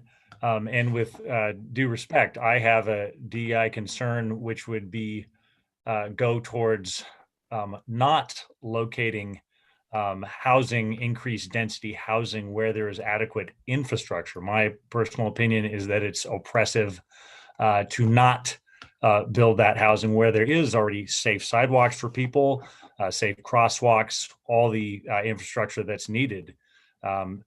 So it should be I think, definitely, I know we're going to have a mutually beneficial for everybody in our city type of discussion on it. I did want to ask staff, one of the high capacity arterials, of course, is 522. What was the other one? And then I had a question from last week, and either to Mayor Herbig or staff. Mayor Herbig had brought up the bill that was recently passed. I took a look at in regards to some discussion of incorporating some of those ideas into our comprehensive planning. Can we, it seemed to me that perhaps probably that the Planning Commission should look at that first, or at least I'd like to have some of their input on it. It seems like that's the way the usual comprehensive plan process would work. And I hope that either Mayor Herbig or the staff could suggest some way to incorporate Mayor Herbig's concerns into the existing process. Thanks.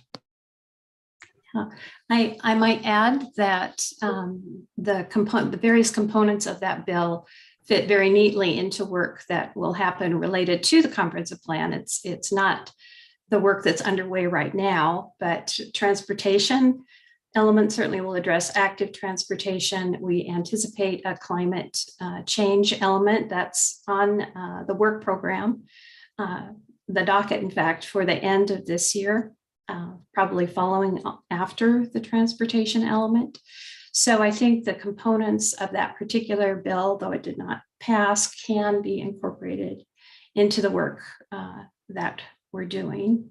I also wanted just to mention about the DEI discussion that's been going on. When we were crafting the land use and housing elements, we did ask Shannon Kelly Ray to review particularly the new DEI policies that are incorporated in the element. So we have had some involvement. The task force had not yet been established, but we have tried to incorporate new language into the plan to recognize this, how important this issue is to the city.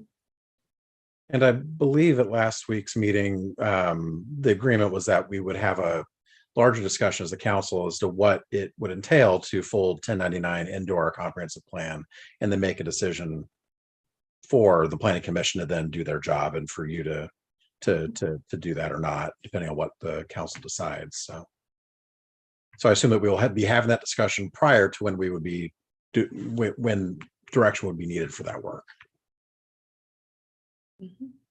Councilmember Shrubnik? Yeah, thanks. Oh, I'm sorry, which one was the other arterial? Oh, I'm sorry. I knew there was another question.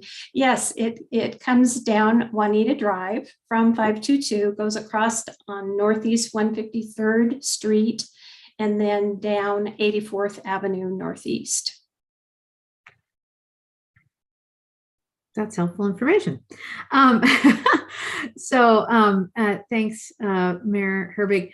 I too have some personal discomfort with potentially restricting missing middle to that, but I also think that, and correct me if I'm wrong, two things.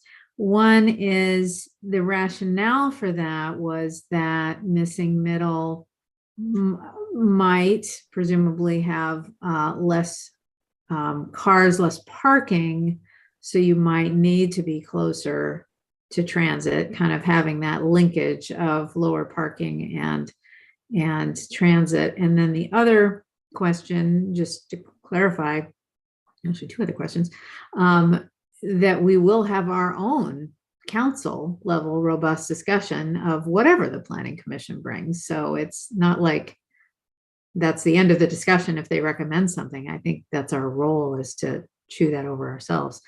And thirdly, if we do decide to accept the Planning Commission's recommendations, that is it for the moment, but that doesn't preclude future years, future councils from looking at this as a pilot for a certain number of years to see how much missing middle we get in that optimum location next to transit.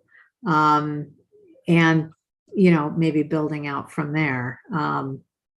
Like I said, I have mixed feelings about it at this juncture, but am very much looking forward to the conversation. Ms. Bent. Well, Councilmember Shrevenick I was thinking along the same lines there, so I appreciate that. I think the Planning Commission was really looking at this for those reasons as an incremental approach, and this being the first step. But if council, when it comes to you, would like to direct doing something different, we can certainly explore that. So I would just like to reinforce that this is not the end of the discussion. You asked the Planning Commission to give you a recommendation. You can certainly take that recommendation or change that recommendation. If it is substantially changed, it would require additional work and likely an additional public hearing in front of the council. So I think there is certainly more to come on this topic. Any other questions, comments? Not seeing any hands going up. All right, well, thank you very much for the presentation, Ms. Anderson, Ms. Bent. Really appreciate all the work you've put into this. Yeah, thank you. Next on the agenda, American Rescue Plan Act Community Engagement Results, presented by Assistant City Manager, ARPA Administrator Stephanie Lukash. Thank you so much, Mayor Herbig. Appreciate it. And Deputy Mayor, members of the council, it's great to be here with you tonight. We're delighted to bring you the results of our community engagement effort. If you recall, last summer, we talked about this. We purchased a tool called Balancing Act Prioritize, which you can see on the screen. And we're excited to share with you what our community had to say about that effort. And I want to just say, before we move on to the second slide, that this effort is one of the ways that we're creating a thriving community where all people love where they live. I think ARPA is an amazing opportunity, American Rescue Plan Act, to move some new things forward and fund some items that we wouldn't otherwise be able to. So we're excited to talk about what that might look like in Kenmore. So next slide.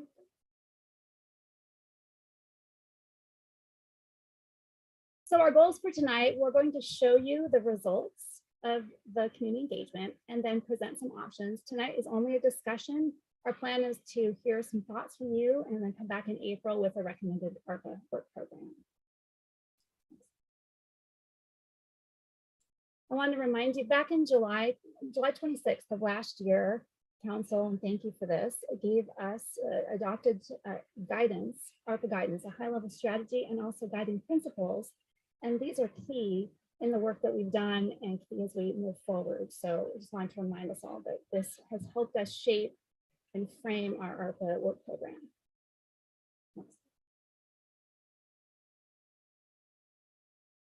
So this is a high-level slide that has kind of the highlights of what we've done.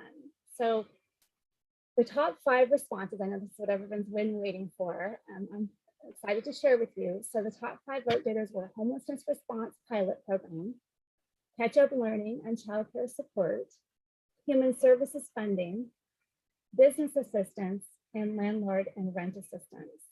So it's exciting. Those are the top 5 vote getters. We're going to talk a little bit more about the details on that.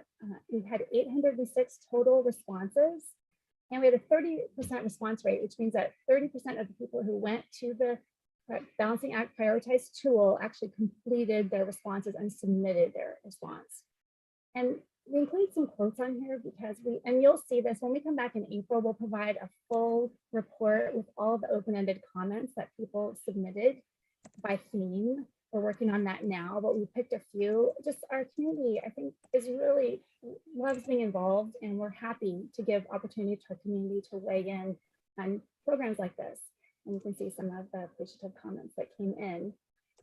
I will also say the most #1 votes was for human services funding. 96 people put human services funding as their #1 choice.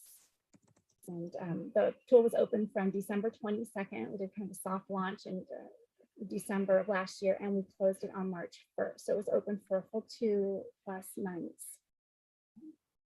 So excited to share this with you. And then look at the next slide. I'm going to turn it over to Garrett Oppenheim, who's going to co-present with me and go into some of the details. Garrett, take it away. Thank you, Stephanie. So here we see a map of the self-reported locations of the respondents who used the Balancing Act engagement tool.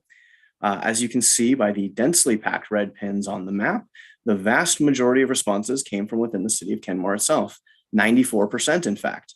Only a very small percentage were submitted from outside Kenmore, including a handful that you can see here from neighboring cities like Bothell and Kirkland and Lake Forest Park. And then there were a few submissions from city employees who live elsewhere and don't appear on the map here. So moving on to the results of the survey itself, in this chart, we can see how all the programs scored with the public.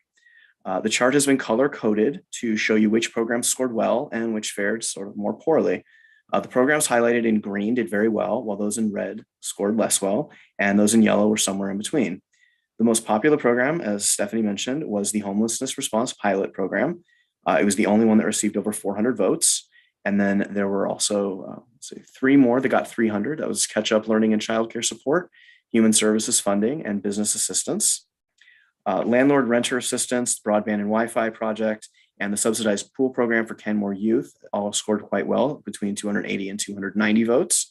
And then the mobile home improvements grant program received 251. At the bottom of the green there, you can see the assistance to the local arts community got 229, and the top yellow program is Pathways to Parks, which got 228. So they scored quite similarly.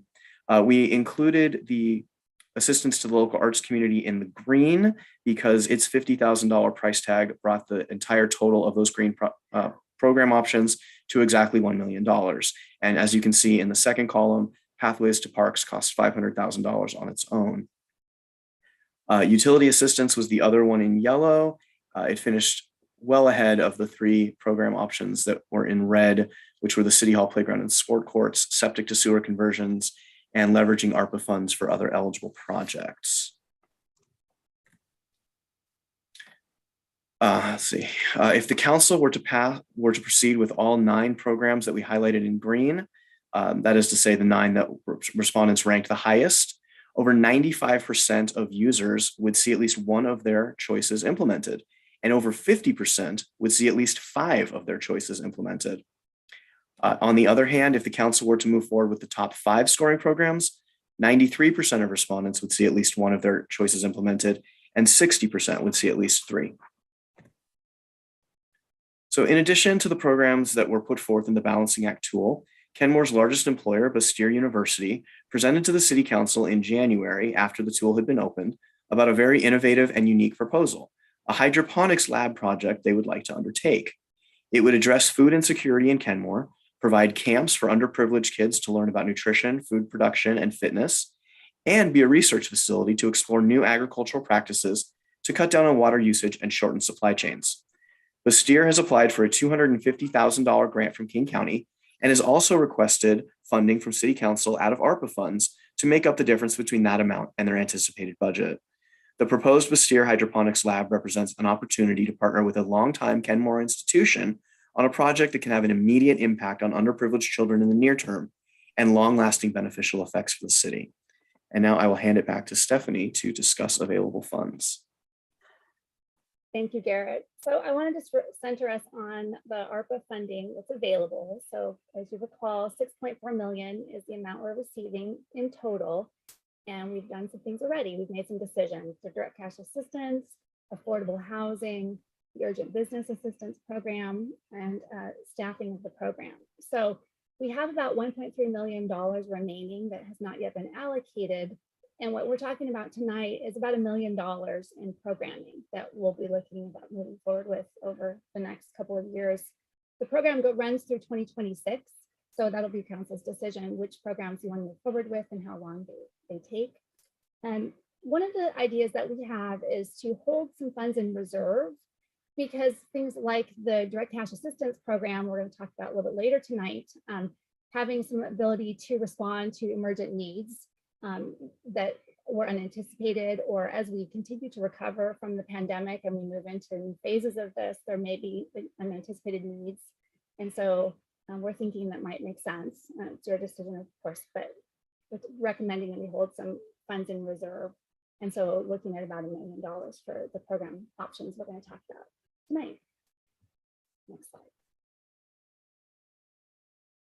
So again, this is a discussion only. We wanted to bring forward to you the results and then give you some options and have discussion. We'll plan to come back and go with a recommended work program.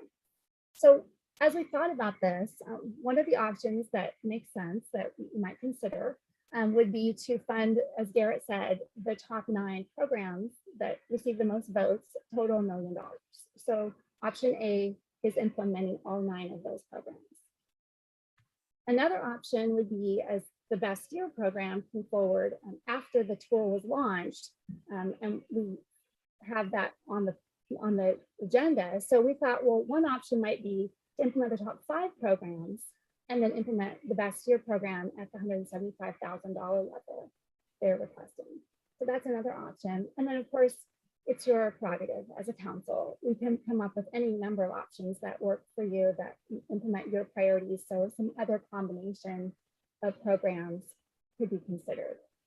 So we wanted to bring forth some ideas and share with you what our community has said, and bring back the Bastyr project into the discussion and then see what your thoughts were. So really that's the last slide. Just thank you and questions. We'll probably stop sharing screen. And we'd be happy to take any questions. Could we take down the screen share? Now I can see everyone. Do we have any questions? Councilmember Srebnick. Yeah, I actually do have a plan C. I love this presentation. I have to preface this by saying I'm a bit of a data geek. So if you, well, I guess we can't do this at the same time, but I'm looking at slide 6, which shows the votes and the first place votes. And I know your option B is picking the top 5, but there's actually a natural break in the data after the top 4. There's a large gap in the number of votes between the 4th and the 5th. There's also a very large gap between the number of first place votes. So I guess if I were making a cut, which I agree, I like that idea of not doing the spread the peanut butter over 9. I don't think that, I'm not a fan of that. You know, focusing on the ones that really got the most votes, and then reserving, I guess that would be what, the extra 275, and really looking more carefully at this. What you do also see is that the second highest number of first place votes is actually something that's in red, which is City Hall Playground. Another very high first vote getter is Pathways to Parks. And if you think about those two together, they're both park and rec issues. So as is the Bastyr proposal. So I guess what I would propose is going with the first four for sure. And then really thinking carefully about that remaining 275 and looking at what kind of funds Bastyr can get without us, seeing if there might be a gap there for some of that, and potentially putting some of this remaining toward park and rec issues that are clearly very high vote getters for what I'm not sure is a subpopulation. I don't know who those 93 people were. I don't know whether they come from a certain demographic. There's a little bit of an additional story there, I think. Councilmember File. Thank you. I really want to thank you for all your hard work and putting together this amazing community tool. And, it should be award winning in my personal opinion. But that being said, we gave this opportunity for the community to pick and choose what kind of infrastructure projects they would want to see fueled with the ARPA dollars, right? And I am reluctant to go against the people. And that being said, I would support taking the top 9 recommendation. And I would also look at the C opportunity. I look at the early wins we have had, some of the support we've already applied that probably fit some of these areas that, like business assistance. We just fueled 75K and urgent business assistance. I would think we call that an early win. Things like that. In swimming, we have a pilot program that's $2,300 for the first year. It doesn't look like it's going to go up to that 50K spot. So we might have to look at that number, but I would support funding the Bastyr project.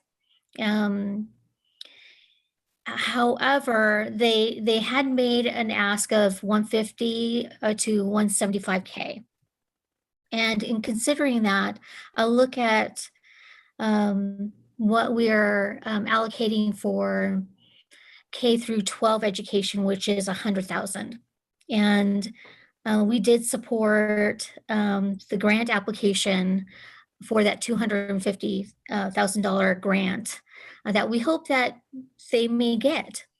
So what I'd like to say is I'd like to support the top 9, and should Bastyr not receive the grant, then support the 150K or 100. I could live in between those two areas on the number, but we did send this project to the people, and I think we need to honor our community's votes. Thank you.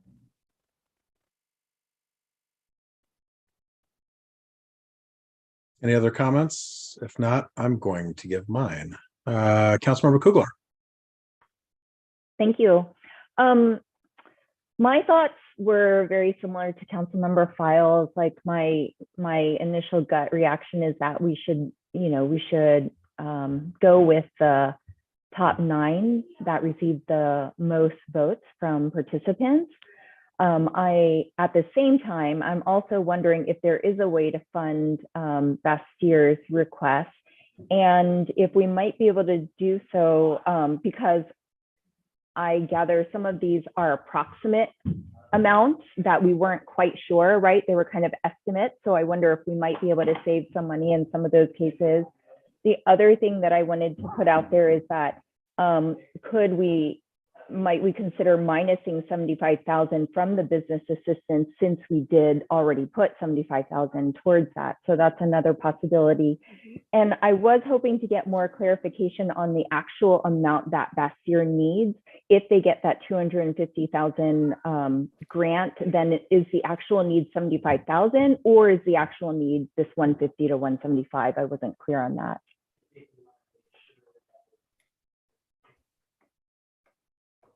Thank you for that. I mean, and I appreciate that, Councilman. Thank you for all your comments, and we will definitely be, happy to continue to coordinate with Bastyr and follow along as they wait to hear word on the grant status, but also what their needs might be as their program evolves. And I believe other funding sources were also in the mix. So we need to find out more, but of course. Thank you. Deputy Mayor. One thing that crossed my mind, I thought it was interesting when Councilmember Shrevenick highlighted the number of number ones for the City Hall playground and sports courts and pathways to parks. The thing that I thought about, if I looked at this, was if we look at the dollar amounts for the allotted cost, there are 500,000 and 680,000 on those two items. So I could imagine when choosing to give a vote towards that, that would have an impact. What am I taking away from here? But I think the community's like, these are important things. So, and what I like about those that are in here, I mean, regardless, I'm just sharing this perspective. We can really see how important those items are to our community. And I would love to have something that shows up in that community space way. I also, and I appreciate the all nine concept, but a part of me thinks about the amount of staff time taken to do so many programs.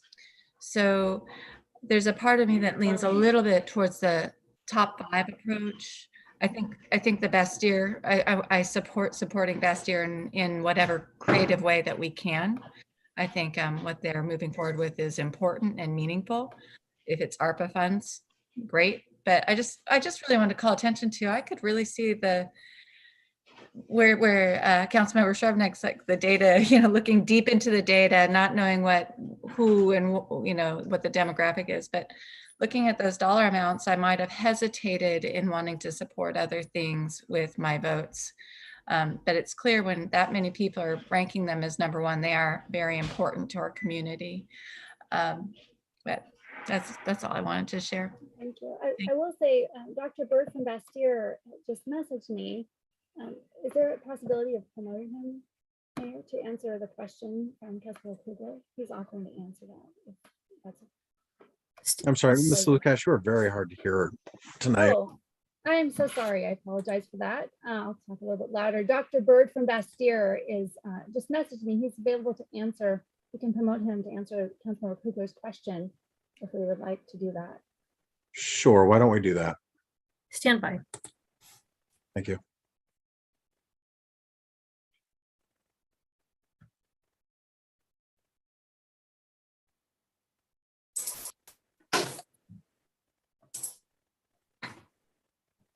Hello, Dr. Bird, welcome. Thank you very much, and I appreciate your time and also consideration. Council Member Kugler, just wanted to respond that the total amount that we are seeking is the 325. So if we were to receive the $250,000, the balance of that in terms of the 75,000 is what we would seek in order to move the project forward. We also are in the process of earmarking funds within our current budget process, which is not yet complete, but will be finished in another 3 weeks once it receives full approval by our Board of Trustees. But I wanted to thank you all for your consideration and also for your questions. Thank you. Thank you. I have one question, and this might actually be better aimed at our city manager. But I noticed on here that there was, staffing, the program staffing grew from I seem to remember originally it was 2 years to 5 years, and I wanted to ask a little bit about that. Where did that happen? And can you speak to that a little bit? Sure, and I'm sure Stephanie can as well. Okay. If we're running these programs through the full allotted time that we're allowed to do that, which is through 2026, we might need staff for that period of time. And we did an estimated percentage, kind of an overhead cost of about, was it 13-14%, Stephanie? 13%. Yeah, 13% is what we used. Okay. And then I really appreciate what everybody has brought up so far with their thoughts. And I especially like Councilmember Srebnick's data. That was an interesting point to point out. I kind of had my own plan C looking through this, and not saying that I'm necessarily supportive of using the funds for the Bastard project. I'm not against it, but I'm not sure if I'm 100% there, given that it wasn't part of the community, wasn't part of this ranking that the community was doing. But if we did want to do that, I think we could do that through eliminating, we could cut the 75,000 that we've already given for business support. And where was the other one? Well, and then I do have a question about what this broadband Wi-Fi project is. I know that you told me this a couple months ago when we started this. Since then, I've completely forgotten. Could you talk about that a little bit? Of course, this came from Councilmember Baker's suggestion, and it really has to do with a hotspot, a Wi-Fi hotspot at City Hall to serve our neighborhoods adjacent and near to City Hall who lack reliable internet. So the idea was that that is actually the only program that has an ongoing cost.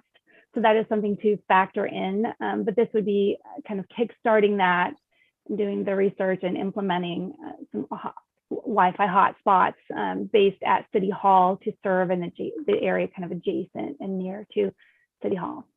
Okay, so yeah, my plan C would probably be to eliminate that and take $75,000 out of the business assistance if we wanted to fund the Bastard project.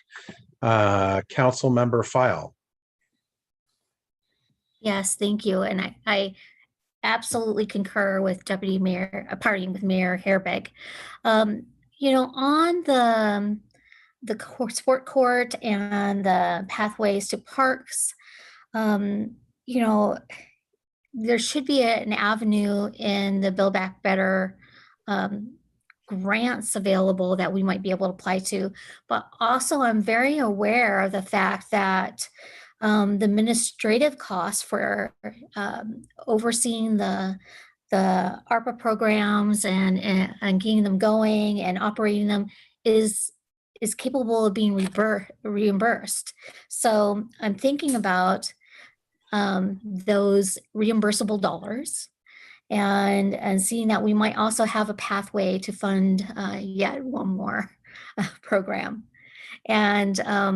And that gets me very excited. That means we might be able to give our community one more win. And I want to point that out. So is there any hesitancy between our city manager or Ms. Stephanie Lukash about that? So you mentioned that they're reimbursable. What would be the funding source for reimbursement? I understand that the ARPA dollars that are allocated, the administrative costs can be reimbursed for implementing programs funded by ARPA dollars. So we can see as the programs are uploaded that there's a balance of what is it? It's almost $800,000 of administrative costs, according to the federal government, that could be reimbursable. Do you know what federal program would reimburse that? Under the Build Back Better Act, I believe that's, and I just want to preface that with the information I get from National League of Cities and on the ARPA programs and the funding, the dollars allocations. The administrative costs are supposed to be reimbursable for the operating of and implementing of programs overseen for, administering programs put in place and funded by ARPA dollars. I'm sorry, Councilmember Fowler, are you sure that you don't mean that we can use the ARPA dollars to reimburse ourselves? The ARPA dollars that we already have to reimburse ourselves for the administrative work, because that's what they're proposing right now. I don't think there's additional dollars out there. I could be wrong, but I don't think there are additional dollars. I think we're allowed to use our current dollars in the ways they've proposed. We can use them as they're proposed, but we can also have them have those dollars refunded, those administrative costs refunded. And several of the community forums on how to use your ARPA dollars and how to refund some of those ARPA dollars for administrative costs. They've been pretty clear with the National League of Cities. But I'm not an expert, but I have put considerable time into becoming very knowledgeable on ARPA and implementation and funding strategies and recouping those funding strategies as well. I'm just seeing a possible win. And I had a very specific question of, is there any hesitancy in utilizing refunded dollars for implementing, pathways to parks or a sport court?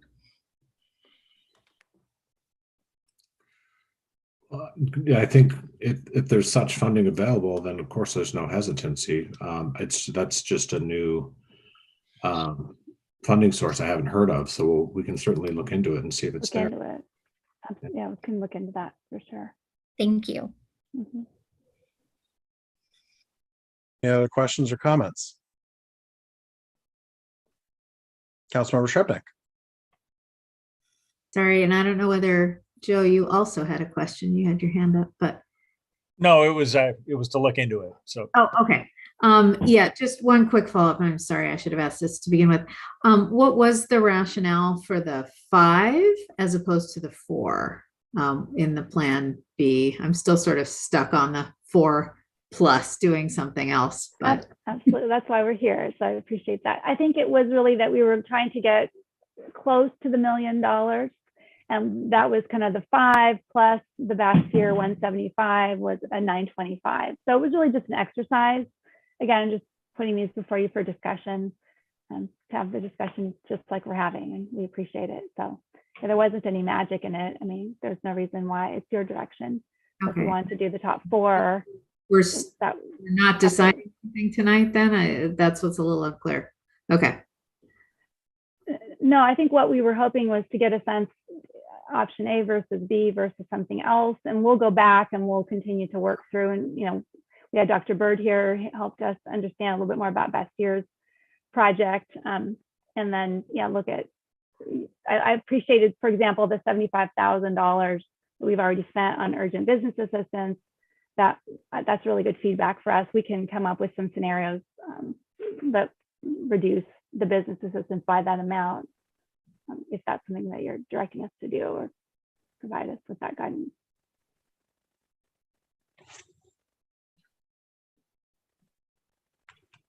Councilmember Kugler.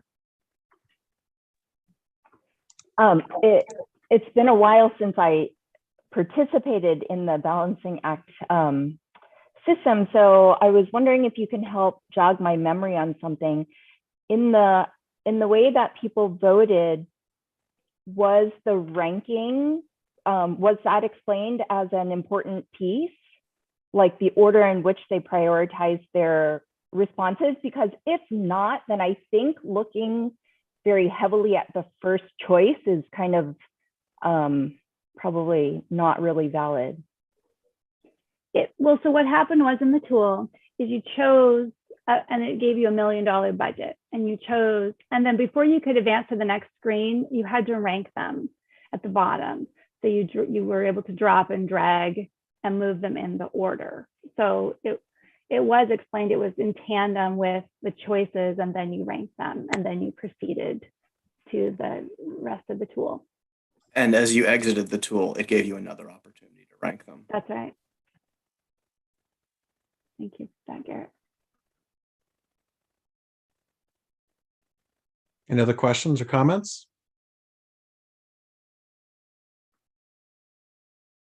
I'm not seeing any. Staff, do you feel like you have what you need to come back to us with options, I guess, for us to make decisions on? Is there, I guess one of the questions I would have, there's some new ideas that we hadn't thought of, which is wonderful. Is there a general agreement on the 75,000 that we look at the business assist? I'm seeing some nods, just yes. And then on the Deputy Mayor, is that an agreement or?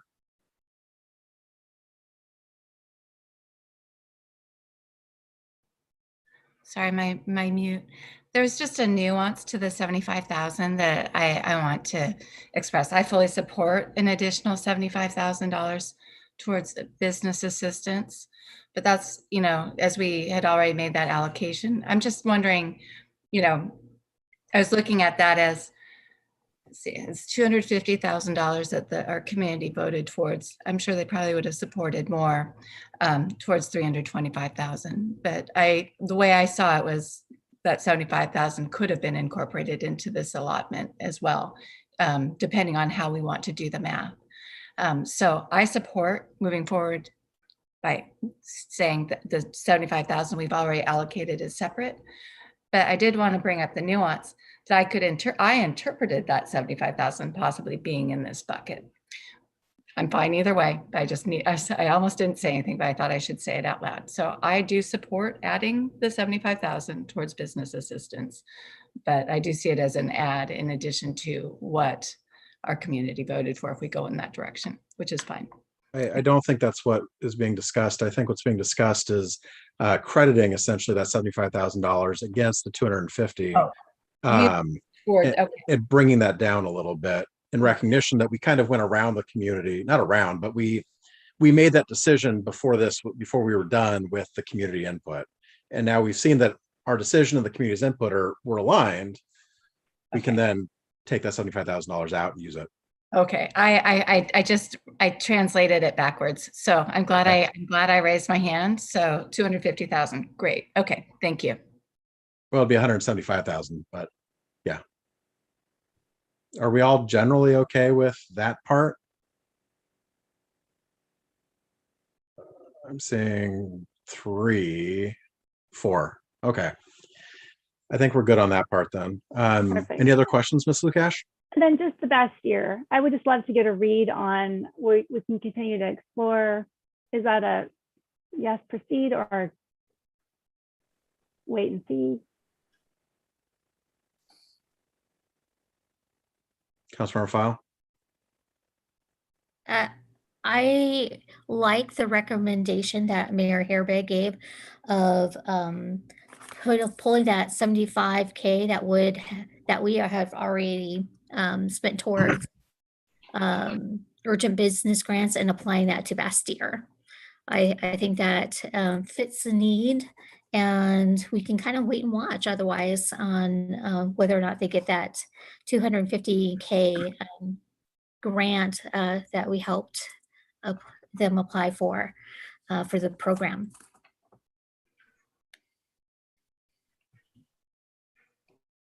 Anyone else have thoughts on Bastille? Yeah, I support it as well. If they don't get the grant, can we assume that the project is kind of dead at that point, Ms. Lukash? Yeah, that's a really good question. We will explore it. We'll ask them that and find out. Okay. Because that also weighs in with all of this. Of course. I'm not personally, I mean, I like the project and I really appreciate Bastille coming forward. I'm a little wary of, again, going around the public process and kind of circumventing it a little bit. But that's just myself. Councilmember File. Yes, I was just going to add, when Bastyr came to us, they had first come to us without knowing about the other grant that we did some substantial work to find and help raise it to their attention and then help them apply for. So, you know, they came to us asking for 150 to 175 just to get their program up and going.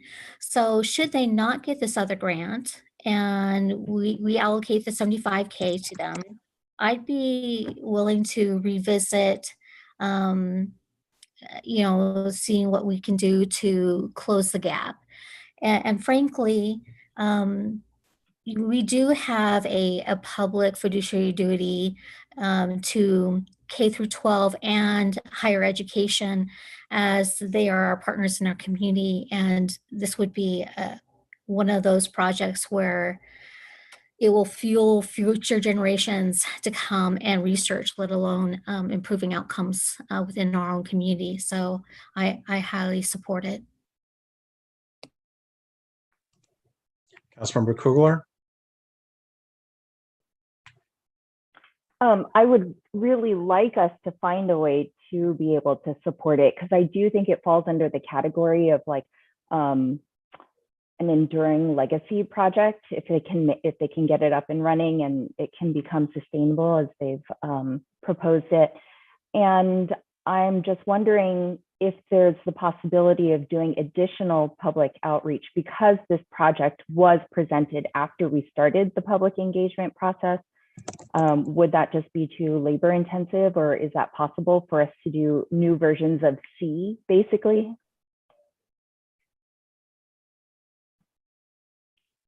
I mean, it's certainly possible. I think we had a really amazing response. 806 responses is a high level, and it was 2.5 months. I think our community did weigh in on a series of options. I think we have the tool available to us in the future, but I think it would be helpful to move forward on some things. And we have the option to do community engagement afterwards. I guess the final question, and I know we have other agenda items tonight, but is the top 5, you know, is that something that this group, or top 4 or 5 wants to move forward with these adjustments that we've talked about, just to help us come back prepared in April with the Bastyr, you know, more thought around that and more discussion and news forthcoming on their grant success, hopefully, with the county. Councilmember File. I'd like to make a motion that we move forward with the top 9.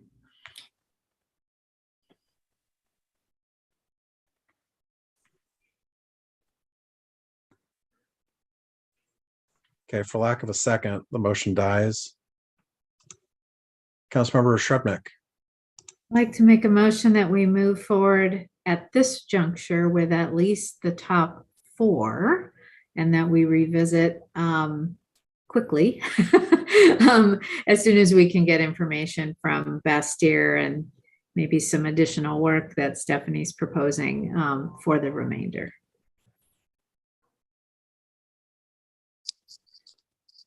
I will second that.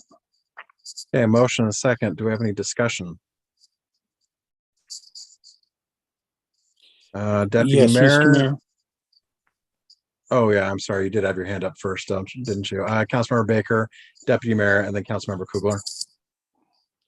Yeah, I think given the stature of Bastyr in our community and the importance of Bastyr in our community, that we really ought to be considering this. Deputy Mayor. And I would agree with Councilmember Baker.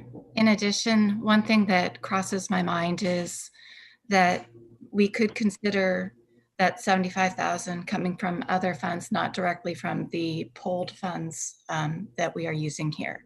We have 4.2, actually $5 million that we might be able to adjust slightly to be able to accommodate that with ARPA funds without, I just wanted to draw attention to that because we did reach out to our community for their input, as many of us have noted tonight, and the votes do matter from our community. But I think we have ways of allocating ARPA funds within the budget if we don't choose to use this segment of funds that we've reserved.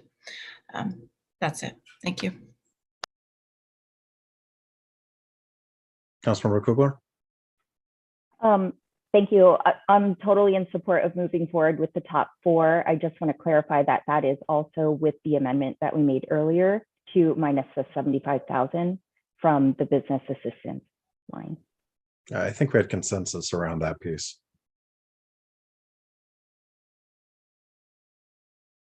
Councilmember File. Thank you. I appreciate the recommendation of the top 4 and, with the already included amendment. However, I'm not comfortable moving around the community, the public. We gave them a tool to utilize and asked them to prioritize programs and that they want, how they want to spend these dollars. And what we would be saying with this vote today is that, yeah, we appreciate your input, but only so much. I just think that's a bad message to give. I know that we can find a way to support Bastille. I'm not concerned about that. I know we can get there and we're doing the work already, but I just think this is a bad message to send.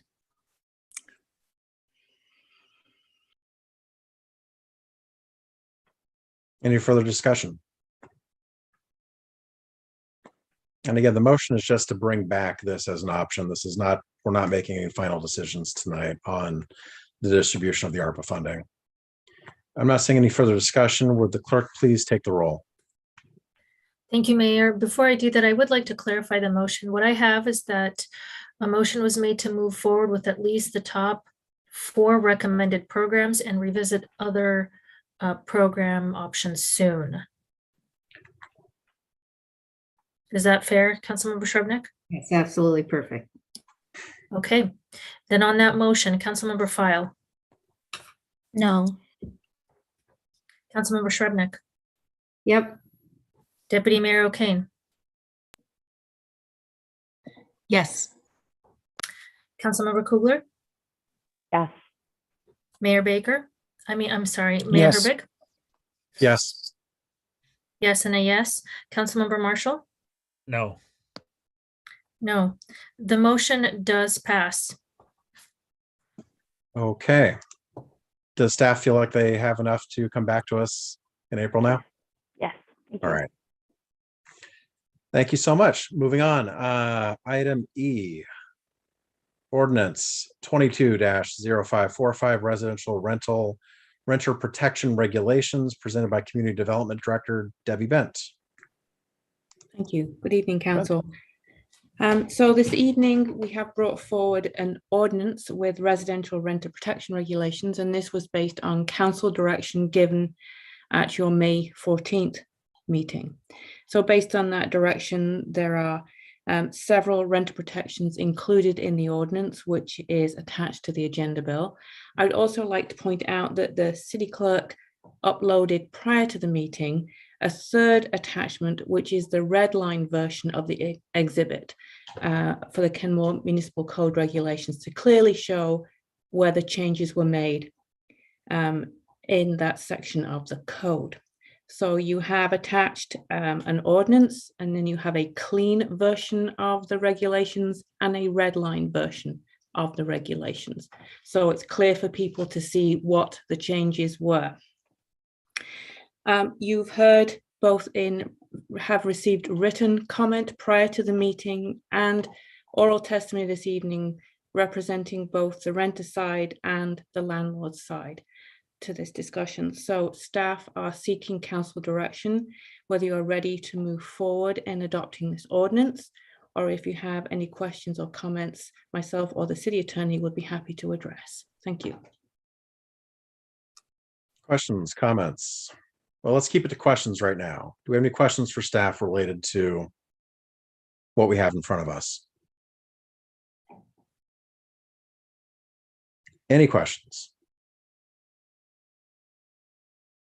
Okay. I am not seeing any questions. With that, the chair would entertain a motion to approve ordinance 22-0545 residential renter protection regulations. So move, Councilmember File. I'll second. All right. We have a motion and a second on to discussion. Do we have any discussion? Councilmember Marshall. Yes, for full disclosure to the public, I am a landlord both in Seattle and in Kenmore. Those are two houses that I own with my siblings. We were just made aware, apparently, of some developments between the important stakeholders in the region, Arch and I believe Landlords Organization.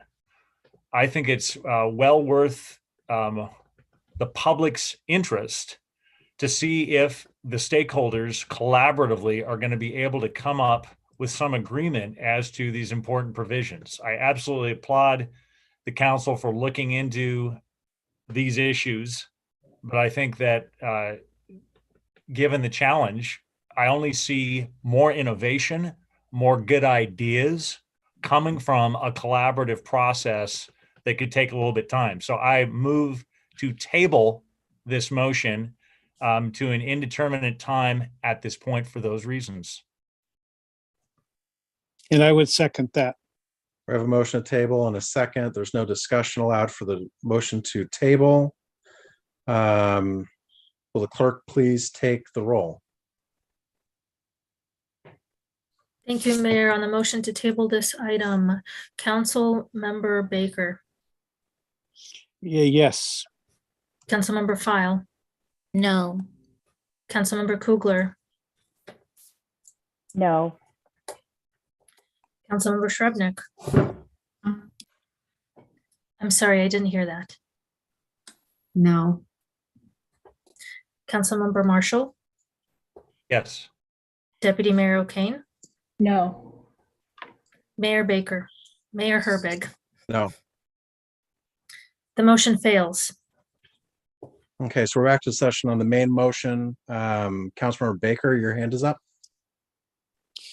Yes, thank you very much.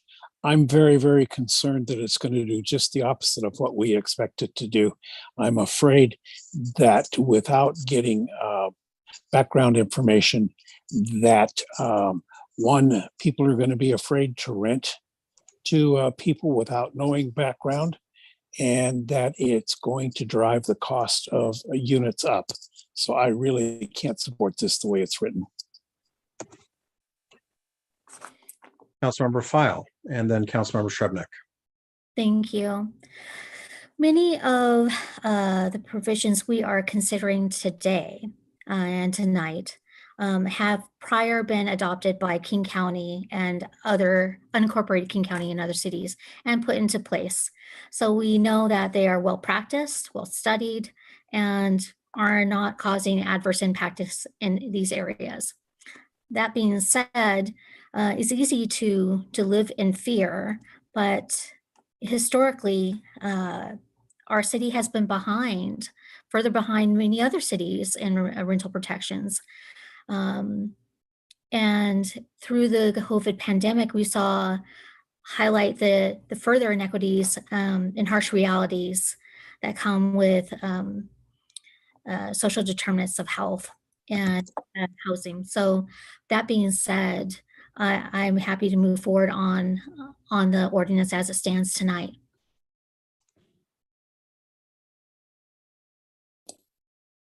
I believe Councilmember Shrubnik was up. Yep, thanks very much. So I am in support of this. It is heavily focused, with one exception, on the Social Security one. But the others are heavily focused on the issue of affordability, which is, as we heard from public comment today and so many other times, is the key issue. We're really not deviating from that in these tenant protections. Again, with the exception of Social Security, and I will read from the materials that we got that show that that is already in place with unincorporated King County. Landlord shall not require a Social Security number for purposes of screening. That's King County. And in state law, the information that we received is because of immigration status, this effectively prohibits requirements of use of a Social Security number. So this is a move afoot.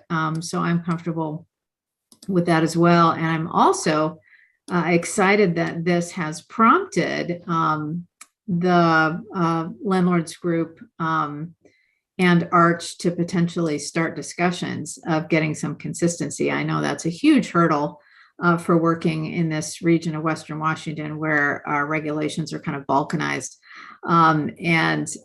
So I'm excited that our move forward might get them to start talking. I don't think Kenmore needs to be the ringleader or the coordinator, as was suggested earlier tonight.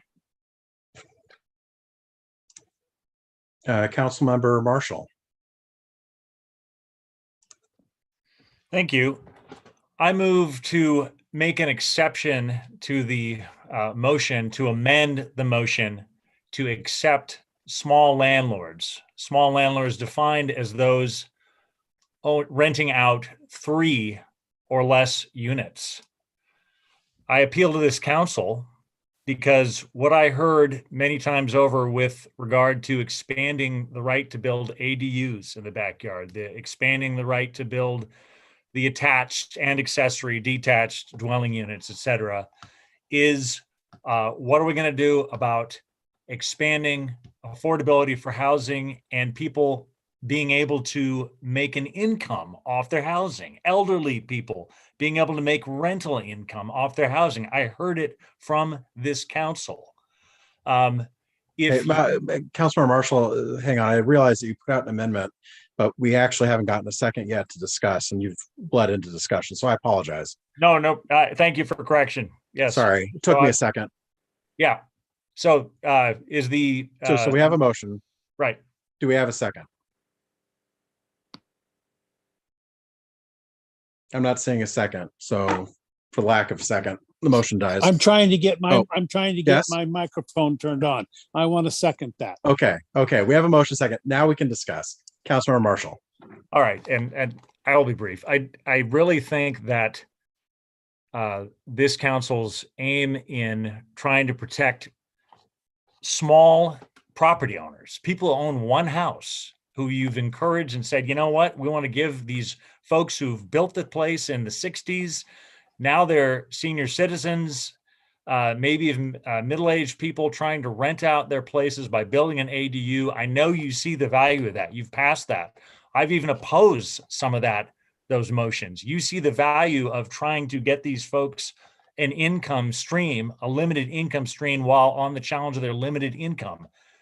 If you take away their ability to collect something more than 1 month's rent, that's going to be an increased hardship for them, and or is going to result in them having to increase rent because they're only going to have 1 month to deal with the risk that a tenant is going to face a financial hardship, that a tenant is going to not pay the rent maliciously, that some disaster is going to happen on the landlord's side. And that's one reality I think that we didn't hear enough of tonight, but I think is most certainly there, is the financial hardship that faces small landlords.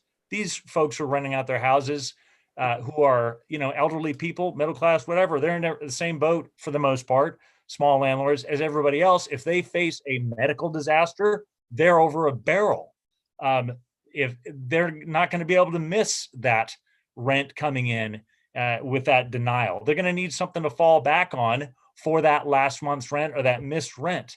Likewise with a damage deposit, you're going to take away the ability for people to have a damage deposit if something happens to them.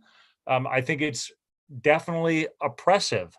There's the issue of that. There's the rental notice. Councilmember Marshall, you've strayed away from your amendment. Oh wait, we're on the main motion. I apologize. It was exceptions to each of them. That's okay, and I'll be brief. I think we should keep our comments to the proposed amendment, limiting it to small landlords. Yeah, definitely. Because my exception goes to each one of those components that is issued in the bill. For instance, notice, any same disaster, any one of those disasters can also require somebody to have to increase rent with less notice than this provides. Relocation assistance. I think that's something definitely for institutional landlords, not for small landlords only owning, no more than 3 units. Why 3 units? That's the amount that I think the city has largely approved with regard to the ideal ADU situation, the main house, the attached unit, and the detached unit. So I implore the council, please take consideration that small landlords can face hardship and difficulty as well, or they can also be forced, if they're not there, to raise rent, which is going to be the opposite effect of what we want. Thank you. Any further discussion on the amendment?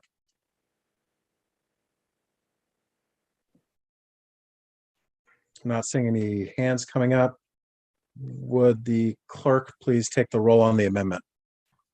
Thank you, Mayor. Before I do that, can we clarify the amendment? What I have, Councilmember Marshall, is an amendment, you move to amend the motion to make an exception to accept small landlords defined as those renting out 3 or less units. Correct. Okay. And I should say, I apologize, I should further amend it. I don't want to accept small landlords from the immigration status. I think the immigration status should apply to everybody. Mayor Herbig, can I make that change? Yeah. It's in state law. We don't have a choice. Okay, then we'll just take the amendment as it stands. Okay, on the amendment, Councilmember File.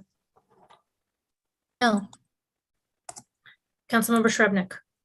No. Councilmember Kugler. No. Councilmember Marshall. Yes. Deputy Mayor O'Kane. No. Councilmember Baker. Yes. Mayor Herbig. No. The motion fails. Go back to the main motion. Any further discussion on the main motion? I'm not seeing any hands go up. I want to thank the council for all the work that's gone into this. I think we've had some very robust discussions. We've had our differences, but I think we've reached a place where, by and large, I think we've reached actually some very good decisions here, and I'm proud of the work that we've done to get here. I appreciate the community input. I wish that we'd had some of it a little bit earlier rather than at the last possible second, but I appreciate the community input. I appreciate the feedback from the public. It's always helpful.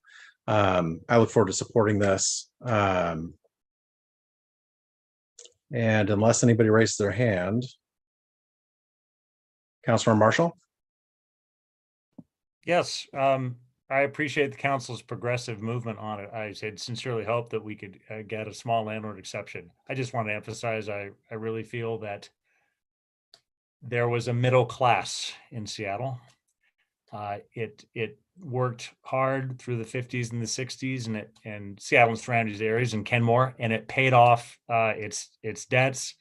And there may have been a generation or two later lucky enough to have retained a house.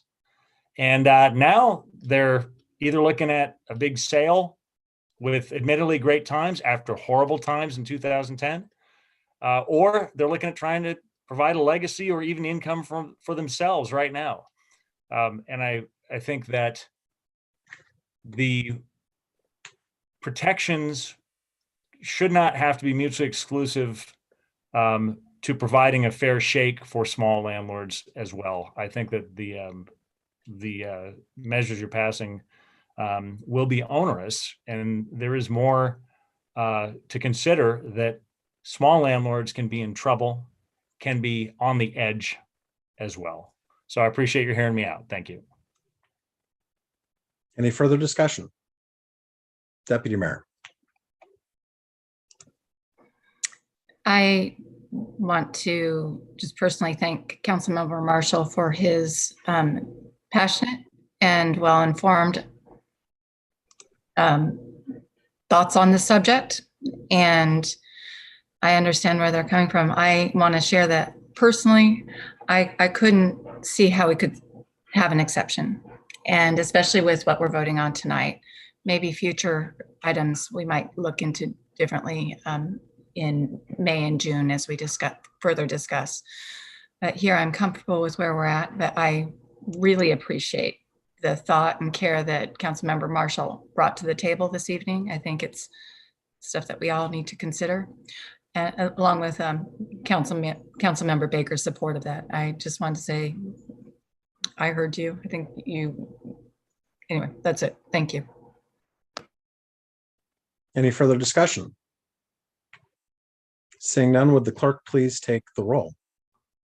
Yes, on the motion to adopt ordinance 22-0545, residential renter protection regulations. Councilmember Shrubnik. Yes, and also thank you to Councilmember Marshall. Councilmember File. Yes. Councilmember Kugler. Yes. Deputy Mayor O'Kane. Yes. Councilmember Baker. No. Mayor Herbig. Yes. Councilmember Marshall. No.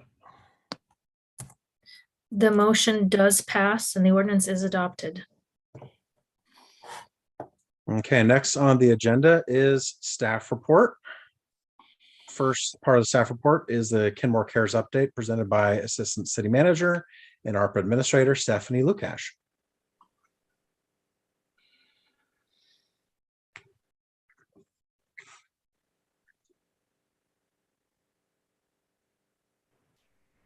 Thank you so much, Mayor and Deputy Mayor and Council members. I want to come back and give, per your request, an update on the Kenmore Cares program.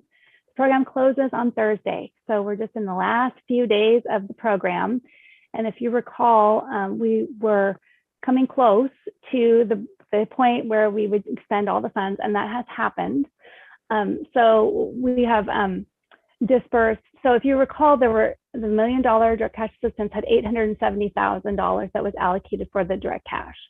And so we have distributed $861,500 so far, but there is in process $32,500.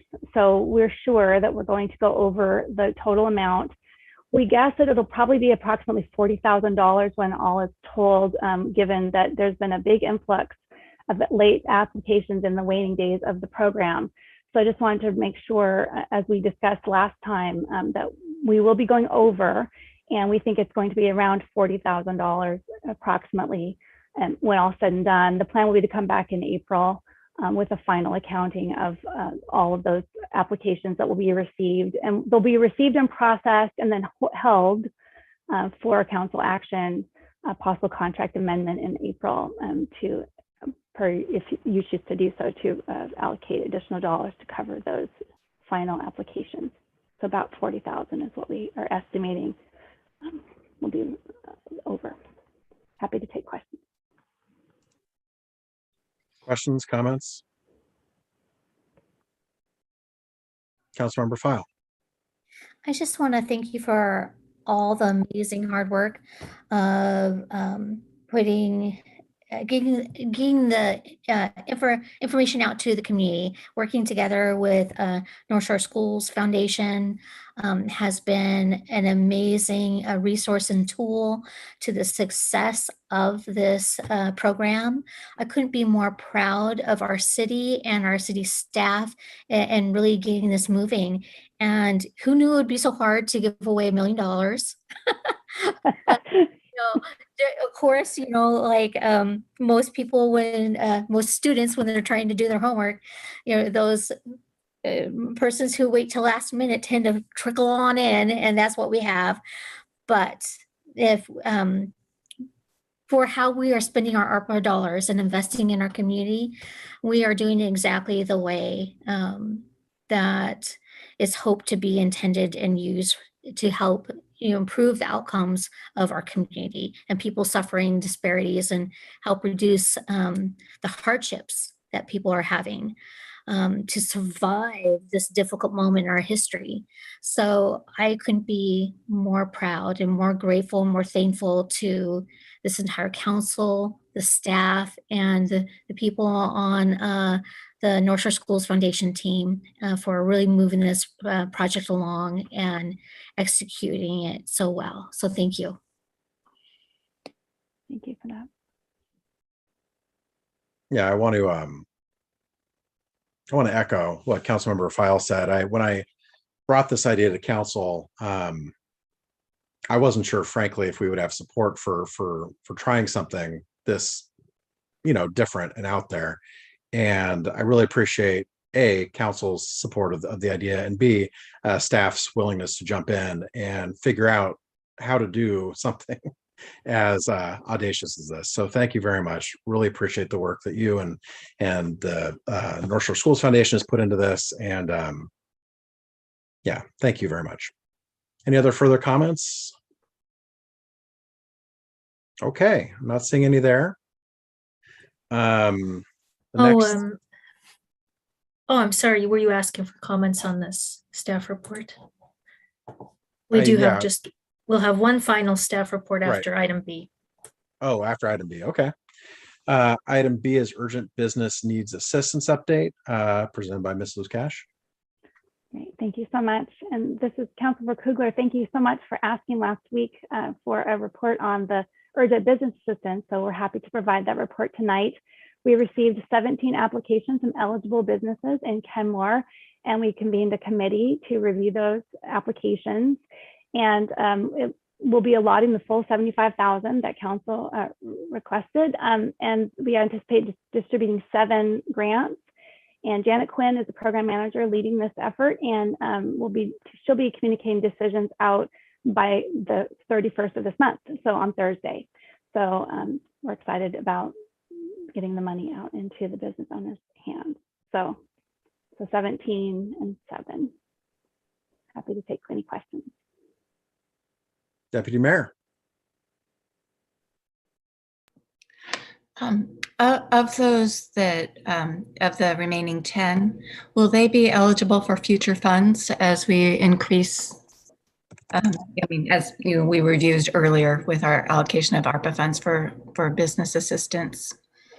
That's such a great question. And in fact, we discussed waiting until after tonight before we communicated. We communicated, thank you for your applications, they're under review, but so now we can communicate, because that is one of the 4 and we are moving forward, that there will be additional funds. We aren't expecting to ask people to apply again if they've already applied, is the plan. There might be some supplemental information we might ask for as we design a larger scale program. But yes, they're already, and it was a great exercise to kind of learn how to do this well and make adjustments. So it's a great question. Thank you for that. I have one follow-up there, and I don't like bringing this up at this time, but there's just a thought that crosses my mind as community did vote in support of those funds being allocated. Would there be benefit if we were to move forward with that $250,000 allocation of funds sooner than later? Since we already have this in process, I just wanted to say I don't want to be out of line here, but if there is council support, I would be comfortable bringing forward a motion to move on that $250,000 towards business assistance, since we've already got it going and we've got businesses in need today. So that is my motion. So I move that we move forward with allocating that $250,000 voted on by our community today. Seconded, Councilmember File. Motion and a second. Discussion. Councilmember Shrubnik. I just want to make sure I think I'm supportive of this, but it's the 250 minus the 75, right? So I mean, the 75 is part of the 250, and then yeah, okay. So it's 175. Yeah, it's all of it, but moving the whole thing forward rather than just in 2 chunks, basically moving the full 250, which includes the 75. Okay. Yes. Yes. So moving forward with in total 250 allocation towards business assistance as voted on by our community. Thank you. Any further discussion? All those in favor, say aye. Aye. Aye. Opposed? Motion passes unanimously. Any other questions, comments about business needs assistance? Okay, I'm not seeing any here. And I hear there's further staff report. Yes, Your Honor, thanks. There is going to be a special Zoom party this Thursday at 5:30 p.m. in honor of Nancy Ousley, and the community is invited, and many other people are invited too. It should be really fun. Hopefully you have the Zoom link for that. There's going to be a slideshow with music, and people are going to be able to jump in and honor Nancy, so it's going to be a lot of fun. We've already begun recruiting for Nancy's replacement, so that's been advertised. There is going to be a chunk of time when Nancy's position will be vacant. So my coworkers, the leadership team, they've graciously stepped up and offered to take on some of Nancy's duties on an interim basis. So very grateful for that while we are waiting for the position to get filled. Stephanie Lukash in particular will be taking on Nancy Ousley's direct reports.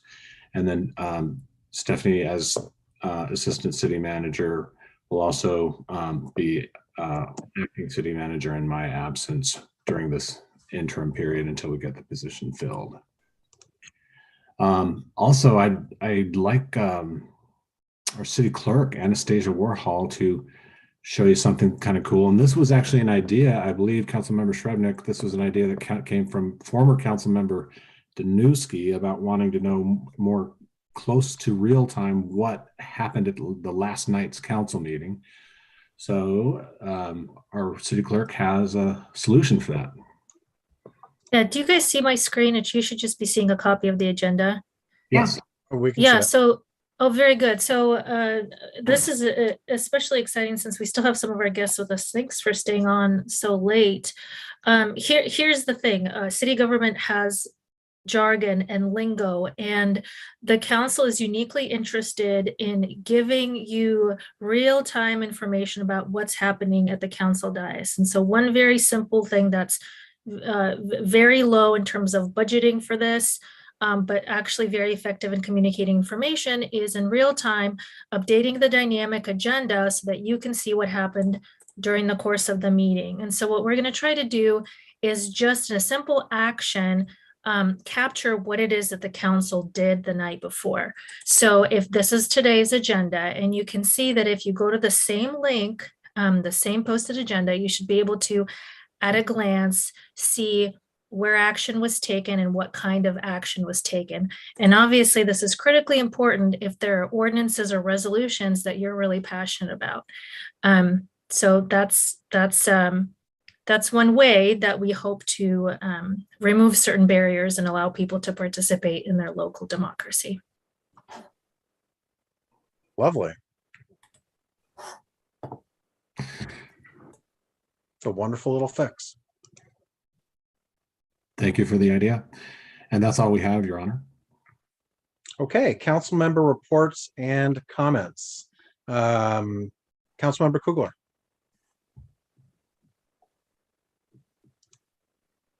I think earlier today I saw this headline in the newspaper that said that the city of Sammamish has had a revolving door of city managers. And I know other cities have had similar issues with staffing their city manager positions. And I just wanted to express my gratitude for having such a wonderful city manager, and Rob, and who's been with us for so long. And I'm so grateful that we are not in the situation of other cities of just having like a revolving door, not being able to fill that position.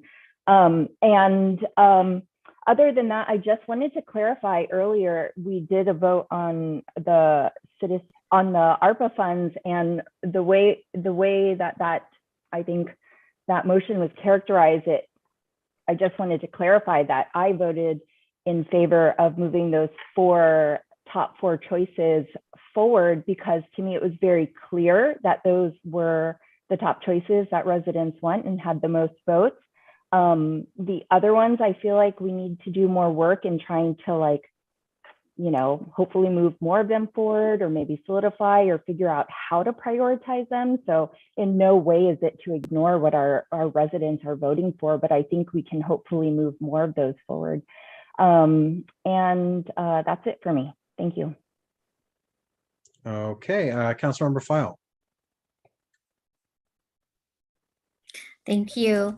Well, tomorrow, well, no, not tomorrow, but Wednesday,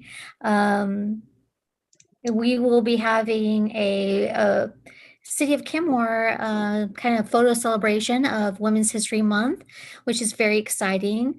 We will have the women of our council and city government and our commission, and I believe some of our diversity and equity task force be able to join us for a Women's History Month photo. I believe that there are several of you who have yet to respond to the invite. I want to thank Deputy Mayor O'Kane for supporting my ask, and our City Manager Rob Carl-Lindsay for supporting this. I think this is a great way to build solidarity amongst women and celebrate the hard work of the suffrage movement of women getting the right to vote and moving many of our successes forward so we can do what we are doing today.